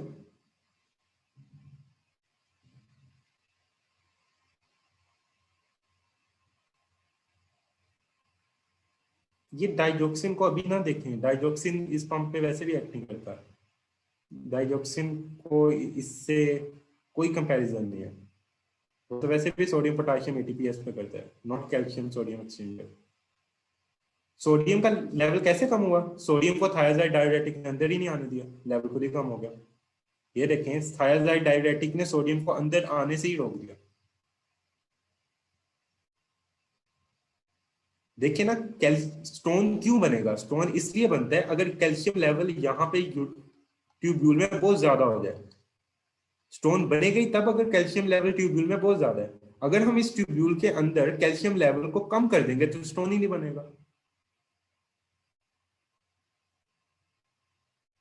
सही हो गया?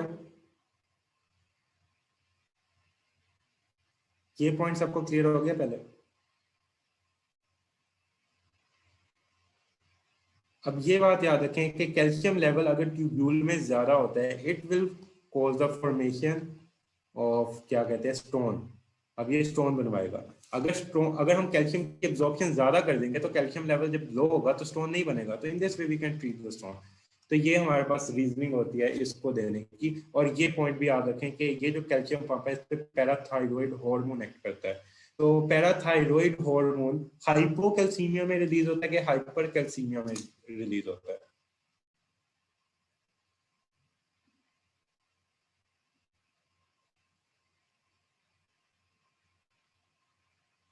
अच्छा, ये जो डाइजोक्सिन होती है ना, ये हार्ट पे जाके एक्ट करती है, रीनल ट्यूब्यूल पे, सारे पंप्स में जरूरी नहीं होता एक्ट करती है।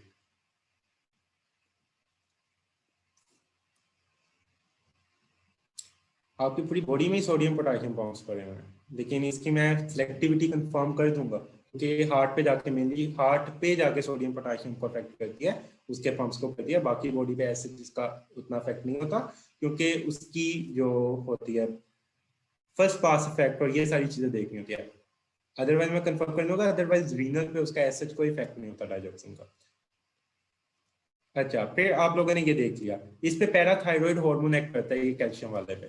तो कैल्शियम वाले पे पैराथायरॉइड हार्मोन एक्ट करेगा तो कैल्शियम की एब्जॉर्प्शन होगी। तो हाइपोकैल्सीमिया में क्या चाहिए होता है? कैल्शियम की एब्जॉर्प्शन। तो this is the reason. Nephrogenic diabetes insipidus की रीजन आप लोग खुद ढूंढो और इसकी मुझे रीजन आप लोग बताइएगा। ये बड़ी इंपॉर्टेंट है, ये आप लोग को आना चाहिए। अच्छा, चले वलीद बाबर ने थोड़ी सी बताई है, मैं अब थोड़ी सी आपको फिर बता ही देता हूँ। जो नेफ्रोजेनिक डायबिटीज इंसिपिडस होता है, ये क्या होता है? इसमें वाटर की एक्सक्रीशन बॉडी से बाहर ज्यादा हो रही होती है। अब आप क्या करोगे, आप जब थायराइड डायूरेटिक देते हो तो जो सोडियम है उसकी एक्सक्रीशन भी बॉडी से ज्यादा होने लग जाती है। जो एडीएच था उससे किसकी हो रही थी? वाटर की। अब वो क्योंकि काम नहीं कर रहा था। नेफ्रोजेनिक में क्या होगा कि अब जब थायराइड दी तो सोडियम की एक्सक्रीशन भी कम होने लगी। जब सोडियम की एक्सक्रीशन कम होती है, जो प्रोक्सिमल कॉन्वुलेटेड ट्यूब्यूल होता है, प्रोक्सिमल कॉन्वुलेटेड ट्यूब्यूल, उसको जब पता लगता है कि सोडियम बॉडी से बहुत ज्यादा बाहर निकला, तो प्रोक्सिमल कॉन्वुलेटेड ट्यूब्यूल में सोडियम की सबसे ज्यादा एब्जॉर्प्शन होनी होती है। ये पॉइंट पता है ना कि सबसे ज्यादा एब्जॉर्प्शन सोडियम की कहाँ पे होती है? प्रोक्सिमल कॉन्वुलेटेड ट्यूब्यूल में। ये सोडियम की एब्जॉर्प्शन को और ज्यादा इंक्रीज कर देगा। और जब प्रोक्सिमल कॉन्वुलेटेड ट्यूब्यूल में सोडियम की एब्जॉर्प्शन इंक्रीज होती है, तो व्हाट विल हैपन? सोडियम अपने साथ वाटर को भी ले आएगा। तो इस वजह से सोडियम की एब्जॉर्प्शन के साथ प्रोक्सिमल कॉन्वुलेटेड ट्यूब्यूल वाटर की एब्जॉर्प्शन को भी इंक्रीज कर देता है। ये पॉइंट अब क्लियर हुआ? जब आपकी बॉडी से सोडियम और वाटर बहुत ज्यादा निकलता है ना, तो आपकी प्रोक्सिमल कॉन्वुलेटेड ट्यूब्यूल सोडियम की एब्जॉर्प्शन को ज्यादा कर देती है। सोडियम की के लेवल को वो मेंटेन करती है। तो सोडियम को वो ऑब्जॉर्ब करेगी, एब्जॉर्प्शन को, एक्सक्रीशन को नहीं। थायाजाइड एक्सक्रीट करवाएगी। देखें, ये आपके पास है ट्यूब्यूल, ये आ गई, फिर ये आ गई। अब ये देखें, यहाँ पे थायाजाइड डायरेटिक ने कहाँ पे काम किया? इधर काम किया, सोडियम क्लोराइड चैनल को ब्लॉक किया, सोडियम की एक्सक्रीशन को ज्यादा कर दिया। अब बॉडी से पानी भी निकल रहा है, बॉडी से सोडियम भी निकल रहा है। जब बॉडी से वाटर और सोडियम दोनों की एक्सक्रीशन ज्यादा हो जाती है, तो जो प्रोक्सिमल कॉन्वुलेटेड ट्यूब्यूल होते हैं उनको सिग्नल आता है कि तुम सोडियम की एब्जॉर्प्शन को और ज्यादा कर दो। तो ये सोडियम की एब्जॉर्प्शन को और ज्यादा करती है। प्रोक्सिमल कॉन्वुलेटेड ट्यूब्यूल में जितने परसेंट सोडियम ऑब्जॉर्व होती है, वो उतना साथ अपने वाटर को भी ऑब्जॉर्व करती है। तो ऑटोमेटिकली जब सोडियम की ऑब्जॉर्प्शन ज्यादा हुई तो वाटर की ऑब्जॉर्प्शन भी ज्यादा है, क्योंकि सोडियम बॉडी में कम हो रहा है, हाइपोनेट्रीमिया हो रहा है। हाइपोनेट्रीमिया को मेंटेन किया प्रोक्सिमल कॉन्वुलेटेड ट्यूब्यूल ने। जब उसने हाइपोनेट्रीमिया को मेंटेन किया तो उसने साथ वाटर को भी ऑब्जॉर्व कर लिया। इन this way thyroid diuretic indirectly क्या करती है? वाटर की एब्जॉर्प्शन को पीसीटी में ज्यादा करवा देती है। पीसीटी में इसको कोई हार्मोन की जरूरत नहीं है वाटर को ऑब्जॉर्व होने के लिए। कलेक्टिंग ट्यूब्यूल में उसको जाके जरूरत थी कि एडीएच हो, लेकिन प्रोक्सिमल कॉन्वुलेटेड ट्यूब्यूल में वो ऑस्मोटिक एक्टिविटी जो सोडियम की उसकी वजह से एब्जॉर्ब हो सकता था। तो ये पॉइंट आप लोगों ने याद रखना है। नहीं, लूप देखिए ना, वो बहुत ज्यादा एक्सक्रीट कर देगा, वो तो बहुत ड्रास्टिकली हाइपोलीमिया करवाएगा। आपने एकदम ड्रास्टिकली, पहले ही उस बंदे को पानी निकला हुआ है और आप उसको फिरोसामाइड दे रहे हो और वो एकदम ड्रास्टिक, वो होते क्रिटिकल, तेजी से जब बॉडी का वॉल्यूम कम करवाना। आप इसमें तेजी से कम करवाओगे, वो हाइपोवोलीमिया की वजह से वैसे ही अल्लाह को प्यारा हो जाए, उसकी बॉडी का वैसे ही फ्लूइड निकल जाएगा, उसको तो हाइपोवोलीमिक शॉक हो जाएगा। आपने उसको इतना पोटेंट डायरेटिक नहीं देना होगा।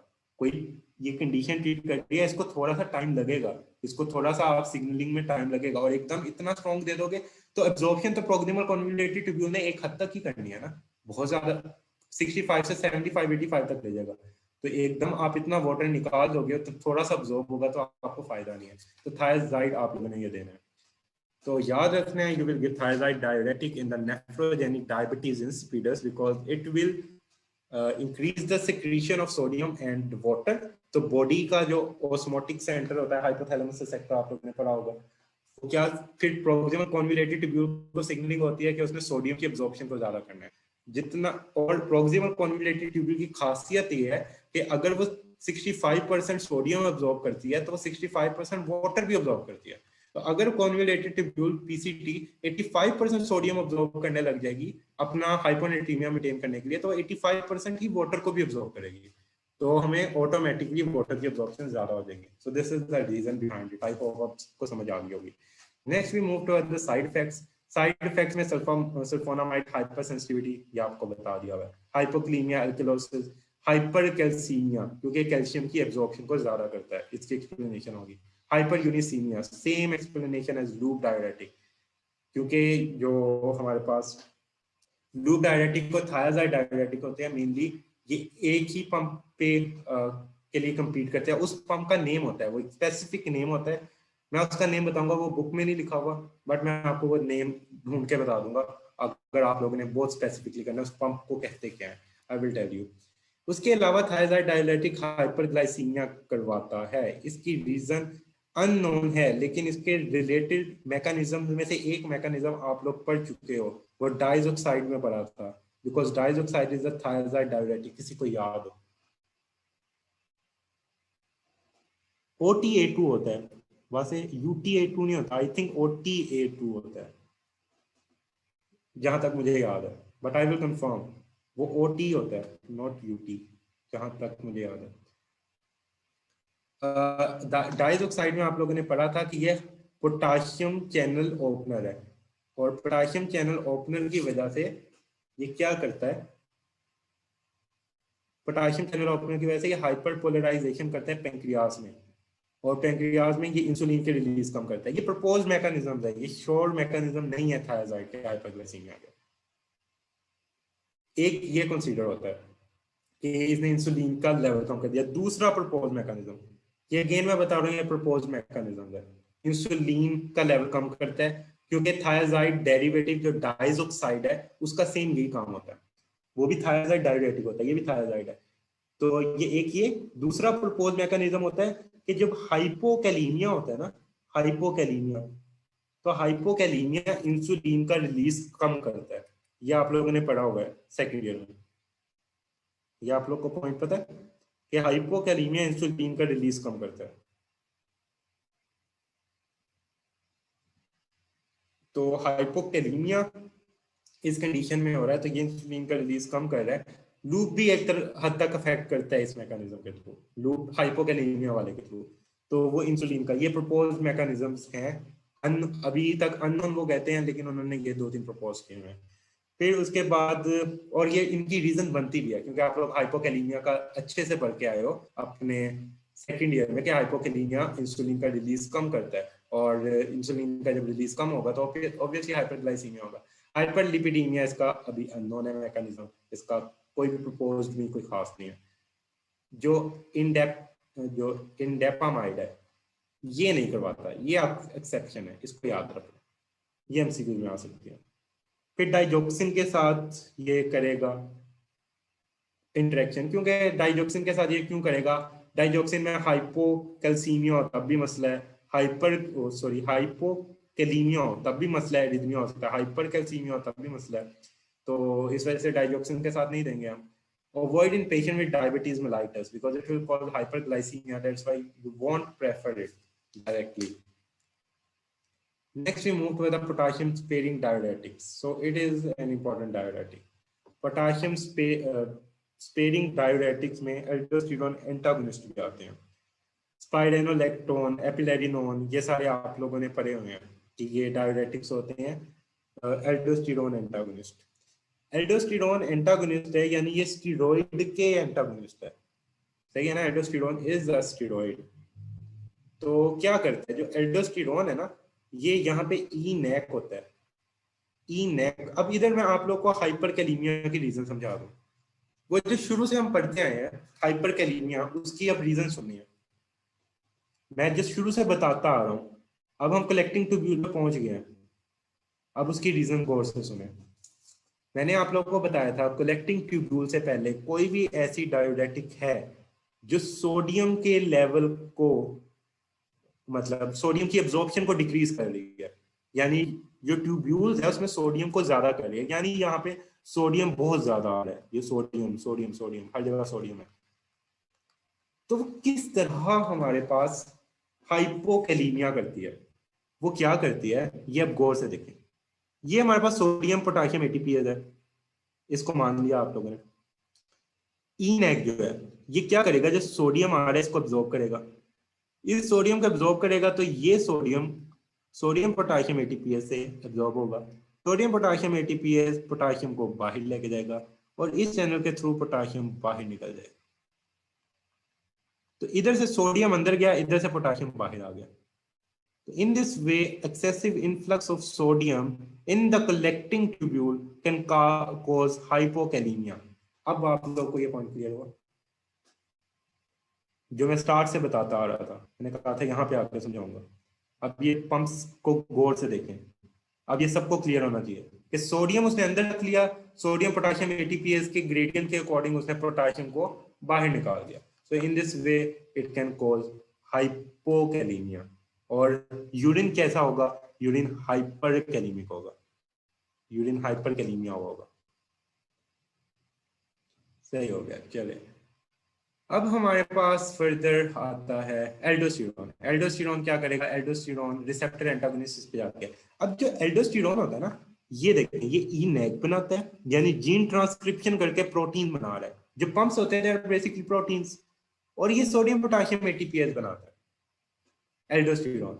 और अगर एल्डोस्टेरोन एंटागोनिस्ट हम रिसेप्टर एंटागोनिस्ट यूज करते हैं, अगर हम एल्डोस्टेरोन रिसेप्टर एंटागोनिस्ट करते हैं तो ये चैनल की सिंथेसिस कम होगी कि नहीं होगी। If we use aldosterone antagonist तो इस चैनल की हमारे पास कम होगी कि नहीं, यस होगी। अब जब इसका एक्सप्रेशन कम होगा तो सोडियम की एब्जॉर्प्शन कम होगी कि नहीं, सोडियम की एब्जॉर्प्शन कम होगी। अगर सोडियम की एब्जॉर्प्शन कम होती है तो पोटाशियम की एक्सक्रीशन कम होगी कि नहीं, क्योंकि सोडियम की एब्जॉर्प्शन पे पोटाशियम की एक्सक्रीशन डिपेंड कर रही थी। तो अगर हम सोडियम की एब्जॉर्प्शन कम कर रहे हैं तो पोटाशियम की एक्सक्रीशन ऑटोमेटिकली कम हो जाएगी। तो that's why they are said to be potassium sparing diuretics. अब पॉइंट क्लियर हुआ why they are said to be potassium sparing diuretic. Aldosterone antagonist ने दोनों पंप्स पे काम करना है, सही हो गया, इस पंप पे भी करना है, इस पंप पे भी करना है। लेकिन जो हमारे पास ई नेक ब्लॉकर होते हैं, एक होते हैं स्पेसिफिकली ई नेक ब्लॉकर। यस, सोडियम का लेवल इंपॉर्टेंट होता है लेकिन उसमें काफी रेंज होती है। हाइपोनेट्रीमिया को इतना गौर से देखा नहीं जाता कहीं पे भी, कि पोटाशियम लेवल का बड़ा मसला होता है। सोडियम के लेवल को इसलिए इतना नहीं देखा जाता क्योंकि यहाँ पे हाइपोनेट्रीमिया का पीसीटी में अब्जॉर्प्शन हो जाती है सोडियम की। प्रोक्सिमल कॉन्वोल्यूटेड ट्यूब्यूल जो है वो सोडियम को अब्जॉर्ब कर लेती है अपने अकॉर्डिंग जितना उसको चाहिए होता है, अगर कोई यहाँ पे मसला भी हो जाए। तो हाइपोनेट्रीमिया इतना ज्यादा कॉमन नहीं होता, हो सकता है, ये नहीं मैं कह रहा होता नहीं है, एक्सेसिव टॉक्सिसिटी में जरूर होता है, लेकिन इतना ज्यादा मसले की बात नहीं होती। बस ये याद रखना है, सोडियम का इतना कोई मसला नहीं होता। सोडियम को अब्जॉर्ब कर लेना प्रोक्सिमल कॉन्वोल्यूटेड ट्यूब्यूल में, उसके पास एबिलिटी है। अब हमारे पास क्या हुआ, इनएक का एक्सप्रेशन कम हुआ। अब कुछ होते हैं इनएक ब्लॉकर जो सिर्फ इसको ब्लॉक करते हैं आगे, जब वो इसको ब्लॉक करेंगे ऑटोमेटिकली ये सारा मैकेनिज्म ब्लॉक हो जाएगा क्योंकि सारा कंसंट्रेशन ग्रेडियंट ही खराब हो जाएगा। तो ये मैकेनिज्म ब्लॉक हो जाएगा, पोटेशियम की एक्सक्रीशन कम हो जाएगी। तो इस तरह के हमारे पास दो तरह के ड्रग है, एल्डोस्टेरोन रिसेप्टर एंटागोनिस्ट और ENaC blocker, and both are said to be potassium sparing diuretics. और पोटेशियम स्पेयरिंग डायरेटिक्स का फायदा कहाँ होगा, जहां पे हमारे पास पोटेशियम की एक्सक्रीशन ज्यादा हो रही है, तो वहां पे पोटेशियम स्पेयरिंग डायरेटिक्स का फायदा होगा। अब इंपॉर्टेंट बात याद रखनी है, जो हमारे पास एल्डोस्टेरोन रिसेप्टर एंटागोनिस्ट होती है उसमें स्पाइरोनोलेक्टोन भी होता है, और जो स्पाइरोनोलेक्टोन होता है ये स्टीरॉइड का एंटागोनिस्ट होता है, it is the antagonist of the steroid. अब स्टीरॉइड हार्मोन जो होते हैं, आप लोगों को पता है जो स्टीरॉइड हार्मोन्स होते हैं, जो सेक्स हार्मोन्स होते हैं वो भी स्टीरॉइड हार्मोन्स होते हैं, ये तो सबको पता है। अगर उसको एल्डोस्टेरोन जो है स्पाइरोनोलेक्टोन है, ये एंटागोनिस्ट है एल्डोस्टेरोन का, तो इसका एक साइड इफेक्ट आता है, वो होता है एंटी एंड्रोनर्जिक इफेक्ट। एंड्रोनर्जिक इफेक्ट होता है जो कि रिलेटेड टू सेक्स हार्मोन होता है मेल के, ठीक है। एंटी एंड्रोनर्जिक इफेक्ट मेल्स में करवाते हैं, और मेल में एंटी एंड्रोनर्जिक इफेक्ट लीड टू गायनेकोमास्टिया, और ये सिर्फ स्पाइरोनोलेक्टोन करवाती है, साथ एक एपिलेडिनोन होती है वो नहीं करवाती। याद रखना है, ये स्पेसिफिकली स्पाइरेनोलेक्टोन का होता है। इस वजह से ये पूछते हैं, ये प्रोफ का एमसीक्यू क्वेश्चन है कि विच डायरेटिक्स हैव एंटी एंड्रोनर्जिक इफेक्ट। याद रखना है पूरे जो सारे चैप्टर्स है उसमें जो ड्रग का एंटी एंड्रोनर्जिक इफेक्ट हुआ वो एमसीक्यू क्वेश्चन है। ये पहले ही लिख लें, 5 से 6 ड्रग्स आनी है और वो 5 से 6 एमसीक्यू क्वेश्चन है, प्रोफ के एमसीक्यू है। और समटाइम्स ये होता है कि वो एंटी एंड्रोनर्जिक की वो 3-4 ड्रग्स लिख देते हैं और पूछते हैं कौन सी एंटी एंड्रोनर्जिक इफेक्ट नहीं देती, तो फिर वो आपने आंसर चूज करना होता है। तो ये एक ड्रग उसकी लिस्ट में शामिल हो गया, स्पाइरेनोलेक्टोन। इसके साथ एपिलेरिनोन है, वो भी ये काम करती है लेकिन उसका एंटी एंड्रोनर्जिक इफेक्ट नहीं होता। तो इस वजह से अगर दोनों ऑप्शन हो तो आपने स्पाइरेनोलेक्टोन लगाना होता है। यूजेस क्या, हाइपर एल्डोस्टेरोनिक स्टेट, कोई ऐसी डिजीज जिसमें एल्डोस्टेरोन ज्यादा होता है, एल्डोस्टेरोन एंटागोनिस्ट यूज कर लेंगे। नेक्स्ट आ जाता है adjunct to potassium sparing diuretic. Adjunct क्या होता है, अलोंग विद, यानी एक ड्रग दे रहे हो उसके साथ दूसरी ड्रग दे रहे हो। फॉर एग्जांपल एक ड्रग आप देते हो जो पोटेशियम एक्सक्रीट करवा रही है, तो आप पोटेशियम स्पेयरिंग डायूरेटिक दे दो जो कि पोटेशियम को एक्सक्रीट होने से रोक रही है। इसका use next anti androgenic use, female hirsutism होता है अगर एंड्रोजन हो, androgen is the male hormone, अगर फीमेल में ये हो तो ये हिस्टुरिज्म करवा सकते हैं। एंड्रोजन तो मेल का हार्मोन है ना, अगर वो फीमेल में हो जाए तो वो क्या करेगा, मेल वाले इफेक्ट फीमेल में लाएगा। तो हम स्पाइरेनोलेक्टोन के थ्रू एंटी एंड्रोनर्जिक इफेक्ट के थ्रू फीमेल के उस हिस्टुरिज्म को ट्रीट कर सकते हैं। ये पॉइंट क्लियर हुआ, क्योंकि एंड्रोनर्जिक ज्यादा फीमेल में अगर हो जाए तो ये खतरनाक है, मतलब इट विल कॉज उसमें मेल कैरेक्टर्स आने लग जाएंगे। तो एंटी एंड्रोनर्जिक ड्रग यूज हो सकती है। और congestive heart failure, heart failure में आप लोग को बताया था ये क्रोनिकली अच्छा यूज होता है because it decrease remodelling. Side effect में हाइपरकैलेमिया करवा सकती है, एसिडोसिस करवा सकती है एंड एंटी एंड्रोनर्जिक इफेक्ट। तो ये आप लोगों ने पॉइंट याद रखना है। Next, shouldn't be given with ACE inhibitor, ये एमसीक्यू क्वेश्चन है। इनको कभी भी ACE inhibitor के साथ या ARBs के साथ नहीं देना, क्यों नहीं देना, ACE ARBs के साथ इनको क्यों नहीं देना?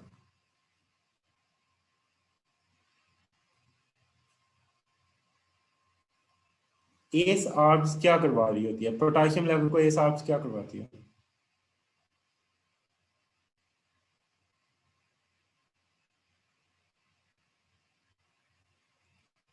यस, जो हमारे पास होती है ACE ARBs, ये क्या बनवाना होता है, जो एंजियोटेंसिन है, एंजियोटेंसिन ने क्या बनाना होता है, एल्डोस्टेरोन। एंजियोटेंसिन अगर कम हो गया तो एल्डोस्टेरोन कम हो जाएगा। अगर एल्डोस्टेरोन कम हो गया तो पोटेशियम लेवल बॉडी में ज्यादा हो जाएगा। अगर पोटेशियम लेवल ACE आप ज्यादा कर लिया अलोंग विद इट आप उसको दे देते हो स्पाइरेनोलेक्टोन या एपिलेरिनोन, तो पोटेशियम स्पेयरिंग डायरेटिक है, पोटेशियम लेवल बहुत ज्यादा होगा, एरिथमिया हो जाएगा and it may lead to death. तो याद रखना है। नेक्स्ट जो हमारे पास दो हैं, एमिलोराइड एंड ट्राइमेट्रिन, ये ई नेक पैक करती है, जो आप लोगों को दिखाया था बेसोलेटरल साइड पे, ये पैक करती है। तो ये आप लोगों ने याद रखना। अब ना ई नेक ना यूज होती है lithium induced nephrogenic diabetes insipidus. Lithium एक ड्रग है जो ब्रेन में आप लोग करोगे, CNS में, लेकिन ये लिथियम इंड्यूस्ड डायबिटीज इंसिपिडस में एमिलोइड यूज होती है, नॉट थायाजाइड डायबिटिक। इसकी रीजन बताऊं या आप लोग खुद ढूंढ लोगे? खुद तो आप लोग नहीं ढूंढ सकते कोई भी चीज।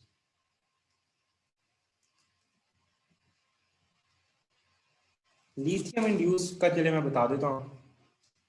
लिथियम इंड्यूस जो डायबिटीज इंसिपिडस होता है ना, उसमें क्या होता है, जो लिथियम होता है ना वो इस चैनल से एंटर हो रहा होता है, जो लिथियम होता है वो इस चैनल से एंटर होता है ई नेक के थ्रू, और वो डायबिटीज इंसिपिडस करवा रहा होता है, यानी इस चैनल को वो खराब कर रहा होता है, लिथियम एंटर हो गया। हम क्या करते हैं, हम इस चैनल को ब्लॉक कर देते हैं जिसके अंदर लिथियम ने एंटर होकर सेल में तबाही डाल देती है। सही हो गया?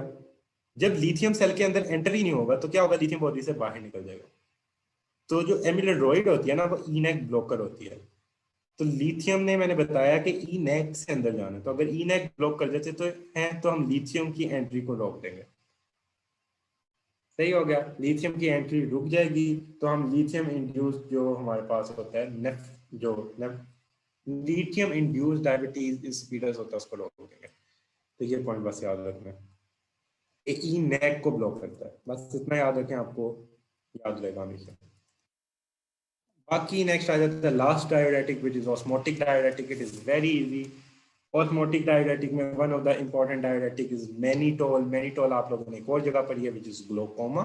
ग्लोकोमा में यूज होती थी। मैनिटोल ऑस्मोटिकली एक्टिव एजेंट है। वो क्या करेगा, ट्यूब्यूल में जाएगा, ऑस्मोटिक एक्टिव एजेंट की वजह से वाटर वाटर वाटर इसको अपने साथ ले जाएगा। तो इट इज अ गुड डायuretic। तो ये हमारे पास है मैनिटोल। मैनिटोल को देते हैं आईवी। वाटर की रीअब्जॉर्प्शन को करता है कम, यूरिन के वॉल्यूम को करता है ज्यादा। This is the use of mannitol. Mannitol कहाँ पे यूज होता है? ग्लोकोमा में। इंट्रासेरिबुलर क्रेनियल प्रेशर, यानी ब्रेन में कोई इंजरी हो जाए, ब्रेन में फ्लूइड कैसे होगा, कोई इंजरी होगी ऑब्वियसली, तो ये तब देते हैं। और ये हमारे पास याद रखना है रेब्डोमायोलाइसिस में देते हैं। रेब्डोमायोलाइसिस एक और पॉइंट याद रखना है कि ये पल्मोनरी एडीमा में देंगे कि नहीं देंगे, ये बताएं। किसी बंदे को पल्मोनरी एडीमा है, उसको देंगे कि नहीं देंगे? कोई इसके रीजन बताए, अगर देंगे तो क्यों देंगे, अगर नहीं देंगे तो क्यों नहीं देंगे? नो नो, तो जो कहेंगे मुझे वो रीजन बताए, जो कह रहे हैं देंगे तो वो बताएं। तो मेरे पास ऑलमोस्ट ये इंपॉर्टेंट वाली एंड हो गई, इसके बाद दो छोटी छोटी हैं वो बस रहेगी। मुझे बताएं कि देंगे कि नहीं देंगे। सोचें, पल्मोनरी एडीमा में ऑस्मोटिक डायuretic क्या करेगा जाके?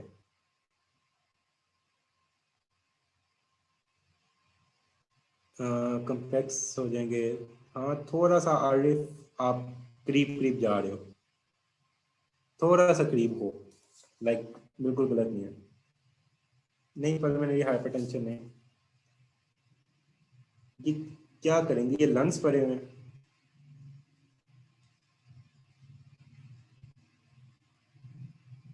Very good. ब्लड वॉल्यूम नहीं, ड्रॉ वाटर फ्रॉम सेल, ये यहां तक बात सही है। ये देखें, ये लंग्स पड़े हुए हैं, इससे इसको अलहदा किसने किया हुआ है? ब्लड वेसल ने। ऑस्मोटिक डायuretic क्या करेगा, जाएगा, जाके ये ब्लड वेसल्स क्लोज कर सकता है। यहाँ पे ऑस्मोटिक डायuretic आ गया, इंटरस्टिशियम में आ गया फॉर एग्जाम्पल, क्या करेगा, लंग सेल से क्या करेगा, वाटर निकलवाएगा। तो वो इधर और ज्यादा पल्मोनरी एडीमा को एनहेंस कर देगा। ये पॉइंट समझ आ रही है? कोई रिलेशन बन रहा है इसका, कि वो ब्लड वेसल से करके इधर जाएगा, इंटरस्टिशियम में वाटर सेल से बाहर निकलवाएगा और ज्यादा पल्मोनरी एडीमा इंक्रीज कर देगा। So that's why we can not give it in pulmonary oedema. Pulmonary oedema के केस में इसको नहीं देना, याद रखना, it is a contraindication. जो लंग्स होते हैं, लंग्स और दरमियान में लंग्स की आएगी ब्लड वेसल, ये ब्लड वेसल से इधर जाएगा, इंटरस्टिशियल फेज में जो प्लूरास वगैरह होती हैं, उधर क्या करेगा, जो लंग्स है उसमें से पानी निकलेगा ड्यू टू ऑस्मोटिक डायuretic एक्शन, जो उसके सेल्स है, जब पानी बाहर निकलेगा तो यहाँ पे और ज्यादा पानी की एक्यूमुलेशन होगी around the lungs, as a result of which ये पल्मोनरी एडिमा को एक्सेजरेट कर देगा। तो ये हमने तब नहीं देने। फिर ये वाले जो डायuretic होते हैं ना, ये हाइपोनेट्रीमिया भी करवा सकते हैं। उसके अलावा इस डायuretic के नोजिया, वॉमिटिंग, हेडेक, ये इसके साइड इफेक्ट्स हैं। ये इसके adverse effect different. Acute hypovolaemia एक तो हो गया ना, ये बहुत ज्यादा पानी निकाल सकती है।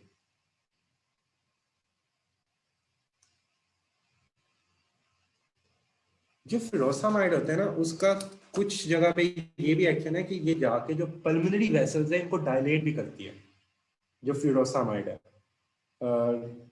उधर से जो वाटर की एक्सक्रीशन है उसको ज्यादा कर रही होती है।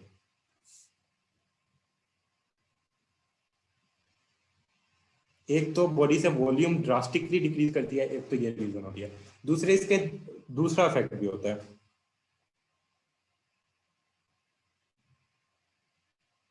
और फिरोसामाइड की एक बड़ी कॉमन मेडिसिन आप लोग सुनते हो विच इज, घरों में शायद किसी ने देखी हो, फिरोसामाइड होती है अक्सर घरों में, उसका नाम होता है लेसिक्स। किसी ने लेसिक्स का नाम सुना हो?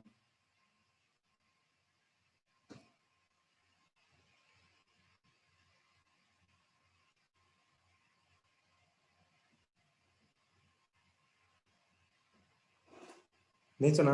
लेसिक्स होती है, घरों में पढ़ी आप लोग शायद, देख कुछ लोग के पढ़ी होती है लेसिक, इस नेम से आप लोग शायद देखते हो। अच्छा, फिरोसामाइड का ना देखें, आप लोगों को जो मैंने बताया, दो एक्शन मैंने बताया। एक तो एक्शन फिरोसामाइड का है कि ये बहुत जल्दी एक्ट करती है, बड़ा फास्ट एक्टिंग होती है और डायलिसिस करवाती है, इस तरह एक तरह से ये कम करती है। दूसरा ये क्या करती है, ये वीनो डायलेशन भी करवा सकती है। वीनो डायलेशन किसकी करवाती है? पल्मोनरी वेसल्स की। और जब पल्मोनरी वेसल्स की वीनो डायलेशन हो जाती है तो जो कंजेशन होती है वो कम हो जाती है। वीनो डायलेशन जब होती है तो पल्मोनरी कंजेशन कम हो जाती है, उधर से फ्लूइड ज्यादा बाहर निकलता है, तो एज अ रिजल्ट हम इसको यूज कर सकते हैं। यानी फिरोसामाइड के डुअल एक्शन होते हैं। आप समझ आया?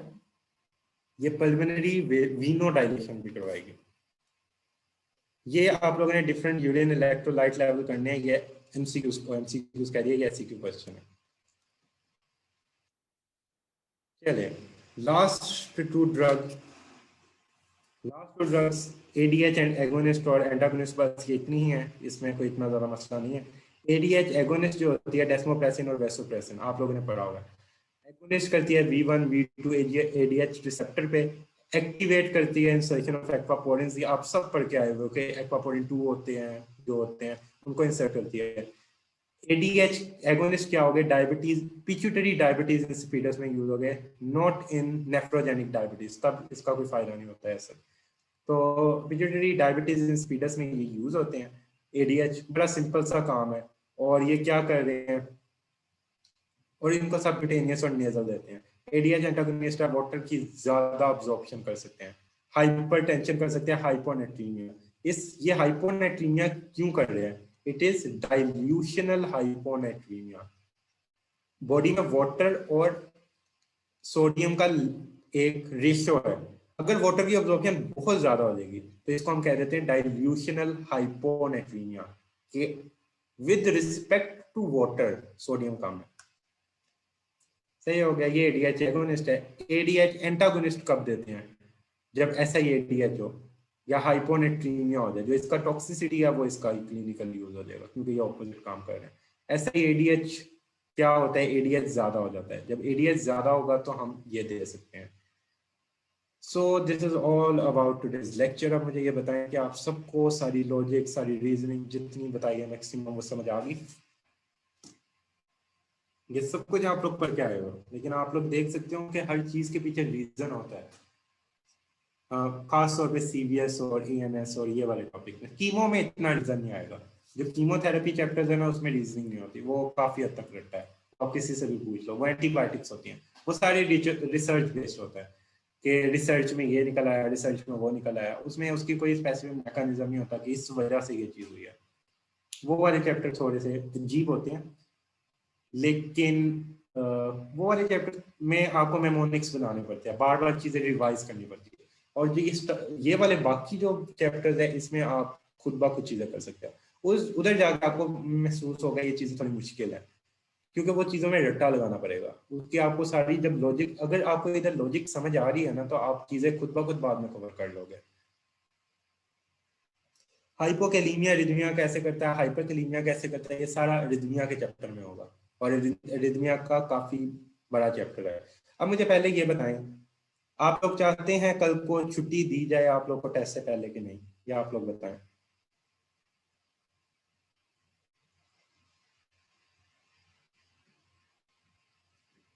अच्छा, छुट्टी पे सबका रिप्लाई आ गया। चले, रमज़ान है तो इस वजह से मैंने कहा चलो आपको छुट्टी दे देते हैं, ताकि आप लोग टेस्ट अच्छा तैयार कर लें, और टेस्ट अच्छा तैयार कीजिएगा।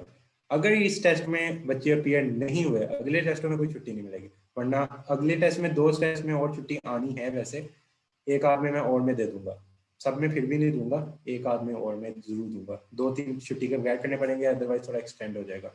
तो अच्छे से तैयारी करें, आप लोग का ही फायदा है, लेकिन मेरा कोई फायदा नहीं। मैं ये पास कर चुका हूँ, मेरी इसमें डिस्टिंक्शन भी आ चुकी है, तो इसका मुझे अब कोई फायदा नहीं। अब इसका आप लोगों को फायदा होना है, जो मैं बता रहा हूँ चीजें, और इसको अच्छा करें। मैं सिर्फ प्रिमिटिव पास्ट पेपर क्वेश्चंस पे नहीं रह रहा, मैं आपको चीजें समझा रहा हूँ। मैंने आपको पहले भी स्टार्ट में भी सेशन में करवाया था, मैंने आपने को फार्मा सिखानी है, रटानी नहीं है। तो I am trying my best कि आप लोग को सिखा दूं, और अब आप लोगों ने ट्राई करना है कि आप लोग सीखें, और एक और चीज करना, जब फार्मर सीख लें तो अपने दोस्तों को जरूर सिखाना, क्योंकि फॉर एग्जांपल कोई नहीं अगर ले सकता सेशन, किसी ने लिया, आप लोग खुद सिखाना, अपनी रिवाइज भी होगी, उसका भी फायदा हो जाएगा, आपका भी फायदा हो जाएगा। तो इस तरह सिखाया करें, आपको चीज आएगी। ये आपको आज सिर्फ काम नहीं आनी, आपको ये सिर्फ थर्ड ईयर में काम नहीं आनी, ये आपको थर्ड ईयर के बाद फोर्थ ईयर में भी काम आएगी, फाइनल में भी आएगी, उसके बाद फाइनल ईयर में ना, एक क्लिनिकल लाइफ में तो आनी ही आनी है। इससे ज्यादा इंपॉर्टेंट सब्जेक्ट और कोई है भी नहीं। तो इसकी बहुत ज्यादा क्लिनिकल इंपॉर्टेंस है जो अभी तक आप लोगों ने सब्जेक्ट्स पढ़े हैं, तो इसको अच्छा करें। चलिए आज के पोल आप लोग अब कर लें। अच्छा, स्पाइरोनोलेक्टोन कैसे गायनेकोमास्टिया करवाते हैं, इसका याद रखें कि मेल में करवाते हैं। गायनेकोमास्टिया किस में होता है? मेल में। मेल में कौन सा हार्मोन होता है जो मेल करेक्टर डेवलप करता है? एंड्रोजन। और स्पाइरोनोलेक्टोन क्या होता है? Anti androgen. तो मेल करेक्टर, गायनेकोमास्टिया मेल करेक्टर नहीं है, ये उसको फीमेल अपीयरेंस दे रहा है। यानी कोई ड्रग है जो एंटी एंड्रोनर्जिक है, जो एंड्रोजन के इफेक्ट को अपोज करेगी, वो गायनेकोमास्टिया करवा रही है। तो in this way spironolactone can cause gynecomastia, because spironolactone is basically aldosterone antagonist. तो ये बाकी स्टेरॉइड के साथ भी कुछ ना कुछ compete कर रहा है, यानी जो स्टेरॉइड्स होते हैं, एंड्रोजन होते हैं, उनके साथ ये compete करता है। तो बस इतना याद रखना है। तो this is the first MCQ। Yes, it will also increase estrogen.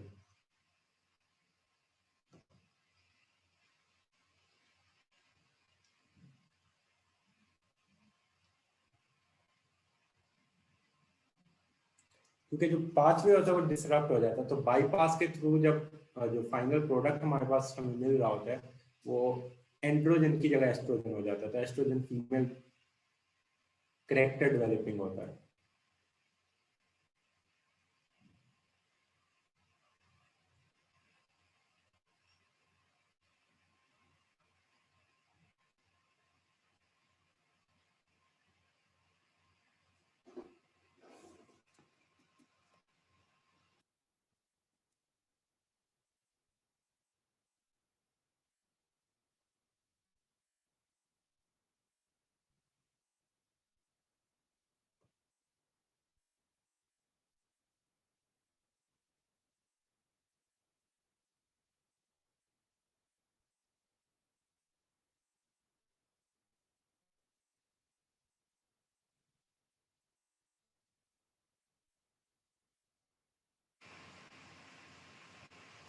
चलिए, so the right answer to this MCQs is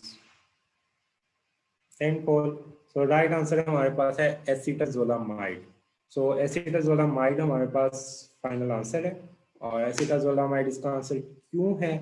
देखिए, जो एडिमा होता है ना, उस पे स्पाइरोनोलेक्टोन, क्योंकि आप लोगों का आंसर ज्यादा वो है, कुछ का काफी होगा, तो जो स्पाइरोनोलेक्टोन होती है वो इतना ज्यादा पोटेंट नहीं होती, लाइक ये इतनी इंपॉर्टेंट नहीं होती कि ये एडिमा को ट्रीट कर सके, वेयर एसिटाजोलामाइड कैन। और उसके अलावा यहाँ पे इन्होंने बताया हुआ है कि उसको मेटाबॉलिक एल्कलोसिस हो रहा है, peripheral oedema and metabolic alkalosis.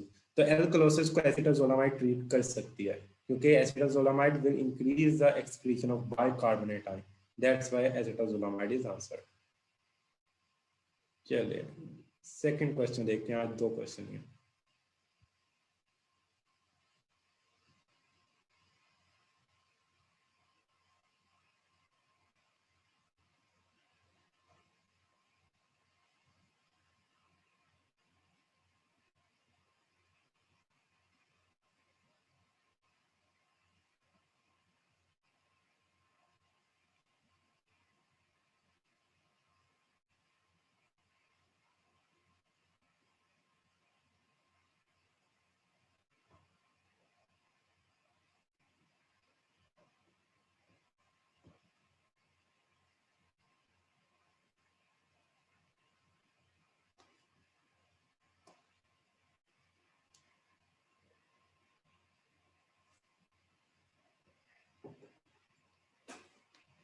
चलिए, इसका भी काफी ना सही दिया है।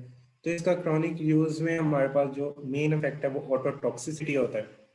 तो ऑटोटॉक्सिसिटी की वजह से ये नहीं दी जाती। और जिन्होंने अल्फा लगाया, decrease urinary excretion of calcium, no, it will increase the urinary excretion of calcium. जो थायाजाइड डायूरेटिक होते हैं वो डिक्रीज करते हैं यूरिनरी एक्सक्रीशन ऑफ कैल्शियम, तो ये याद रखना। सो this is all about today's lecture. आप सारे एक बार जाते जाते बता दें कि आपको सब कुछ समझ आ गया।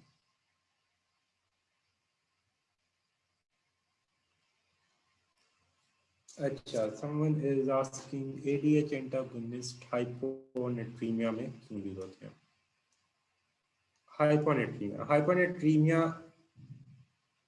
SIADH फॉर एग्जांपल किसी को है, SIADH होता है ना, तो ADH का काम होता है वाटर को अब्जॉर्ब करना, ADH ने वाटर की अब्जॉर्प्शन को ज्यादा करना होता है।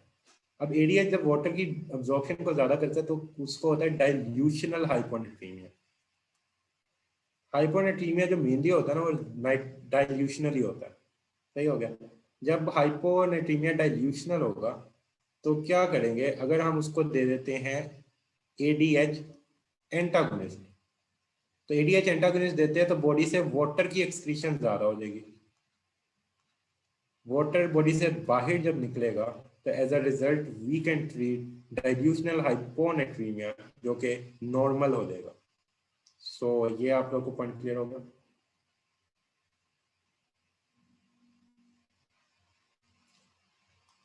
सो this is all about lecture. और किसी का कोई क्वेश्चन है, वो ये सारी चीजें रिपीट की है, 30 आवर्स के लिए रिकॉर्डिंग होगी, you can listen to it again. और एक जो चैनल का नाम है वो मैं आप लोगों को बताऊंगा, जो लूप में मैंने कहा था कि OAT होता है आई थिंक, उसका मैं एक बार नेम कंफर्म करके आप लोग को दोबारा से बता दूंगा इंशाल्लाह। So thank you very much. कल आप लोग को छुट्टी होगी, परसों आप लोगों का टेस्ट होगा, टेस्ट की टाइमिंग दोपहर की होगी, और ताकि दोपहर को टेस्ट होगा क्योंकि रात को फिर ताकि रात को उसकी डिस्कशन हो सके। So thank you very much, Allah Hafiz.